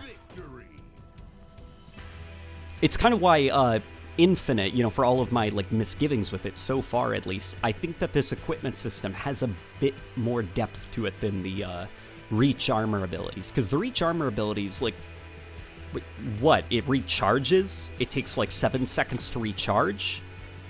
That's barely a consequence for using it. Where with this, I have 3 grapple shots. I have only 3 of them. So I have to make those 3 count. And if I miss one or mess that up, that's a punishment. You know, I chose badly. Next time I get one, I'll have learned my lesson and I won't make that same mistake.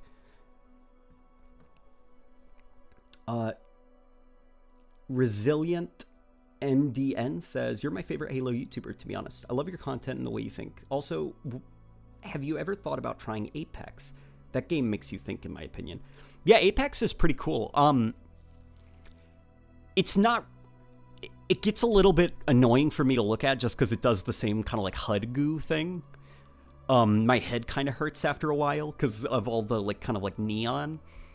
But what I kind of like about Apex is it takes what's kind of fun about the encounter design of like games such as Overwatch, and it kind of expands it a little bit and kind of, it's not fair to call it a hero shooter, but I'm just talking now. I'm just rambling. I'm making no sense. Apex Legends, it's super interesting that it takes some aspects of like the hero shooter design, but then attaches them to the battle royale genre. And I think that it does something that it could easily run into if it was not careful, is the thing that like Black Ops that Treyarch really struggle with, which is they really love their hero abilities, like Black Ops 4 and stuff. But some hero abilities, honest to God, could have just been like an equipment that's part of a loadout. Like basically there isn't a lot of consistency in what is a tactical equipment part of a loadout and an ability, and I think Apex is able to balance that pretty well. I don't know if that made any sense. That probably just sounded incoherent.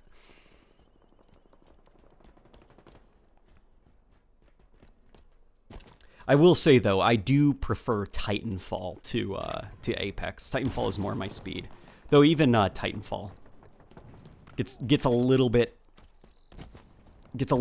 annoying to look at after a while because it also does a lot of the like glowing.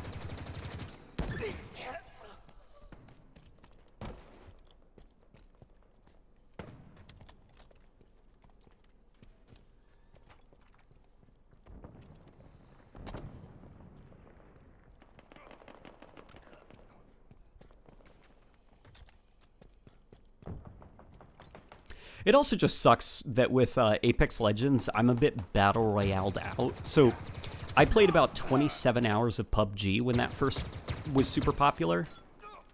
And I really enjoyed those 27, 24-ish hours. And, you know, I had my fun.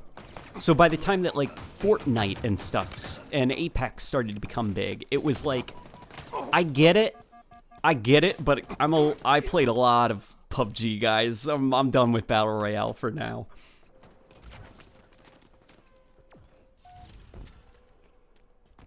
Overshield available.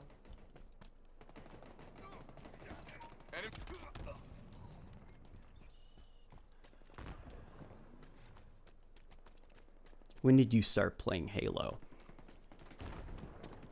I can't remember. I have a lot of memories of, like, the very first time I had ever played Halo. I'm fairly confident that it might have been at a friend's house.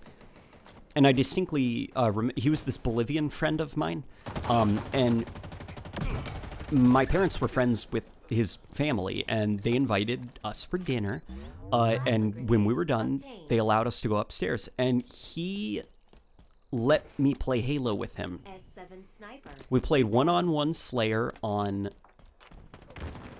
I think it was Blood Gulch?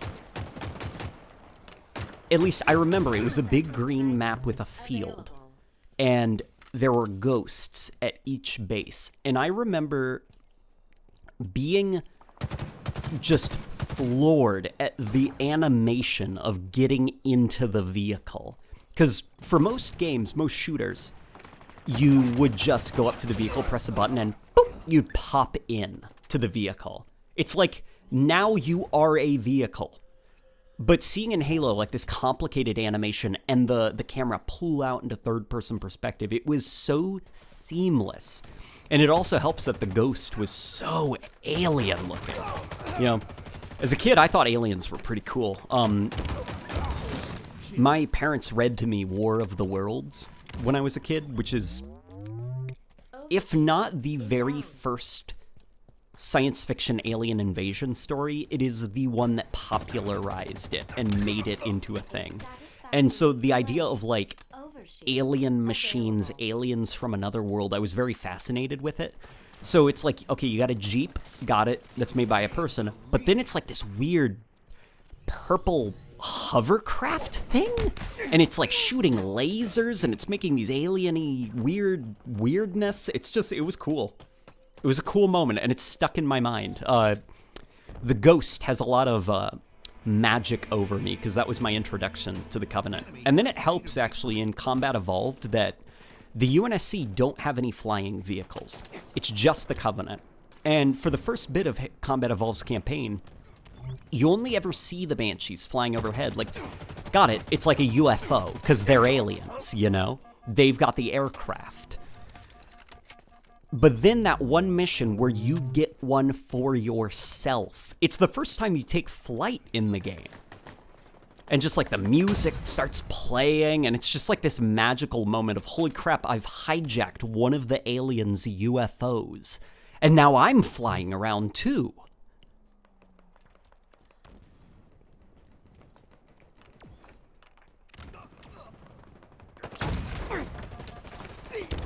Damn it. Somebody's asking, was it Halo Combat Evolved or Halo 2? I can't remember. I want to say Halo 2 because I remember the graphics looking really good, but to be fair, when I was a kid, I thought every game looked good. I just remember lots of greenery. Oh boy. Pelicans is bonus? Wow. The Pelican's more like a drop ship that drops you off. Like, I mean like a proper vehicle that's like part of engagements and stuff. Yeah, the Pelican was more or less this scripted thing. I will take this. Let's see how many shots I can miss with this thing. Here, we're gonna sneak our way up here.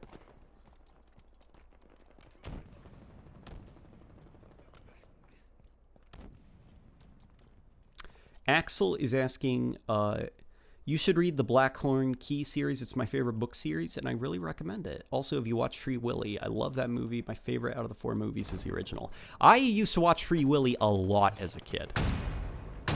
And this is very silly. I remember the beginning of Free Willy would make me really sad, because I thought it was sad that he ran away from his parents and that he got arrested by the police. I wanted him to have a good relationship with his parents. Or they were foster parents, weren't they?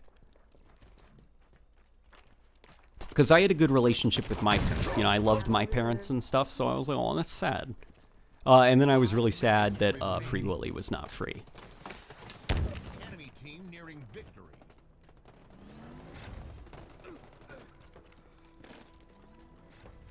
Hey, Late Night, have you tried killing someone by repulsoring them into a wall? It gives you a medal. Yeah, isn't it called like Pancake or something?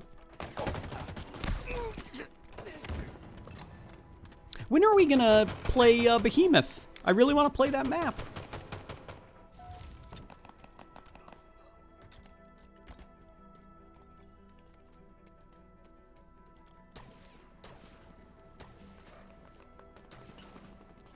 Here is a wild idea as a core mechanic. What if every time you get a kill, your health comes back instantly, making the ability to go into a room and slay and war cry over piles of bodies?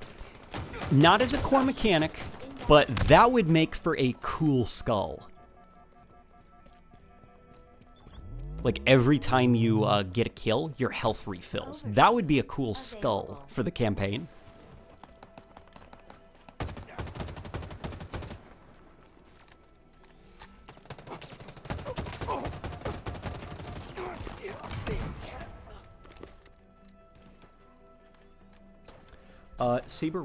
Saber Quest is saying, have you heard about the new weapons such as the Cinder Shot? And the new equipment like the thruster? And if you've heard of them, have you gotten into a game with them? I have not. And in fact, I am going to go get Rebecca, guys. So we will start streaming in a bit, okay? Next time I stream, though, Rebecca's going to be here. Give me about 40-ish minutes, okay? Can you guys do that? Ugh, that was a lot of fun. Here, we'll, let's give our guns some silly colors. Actually, this one isn't so silly. This actually looks really cool on the assault rifle.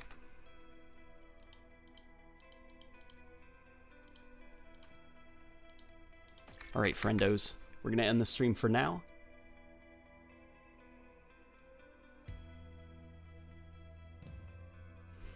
Whoa, this was a lot of fun. I'll see you guys in a bit, okay?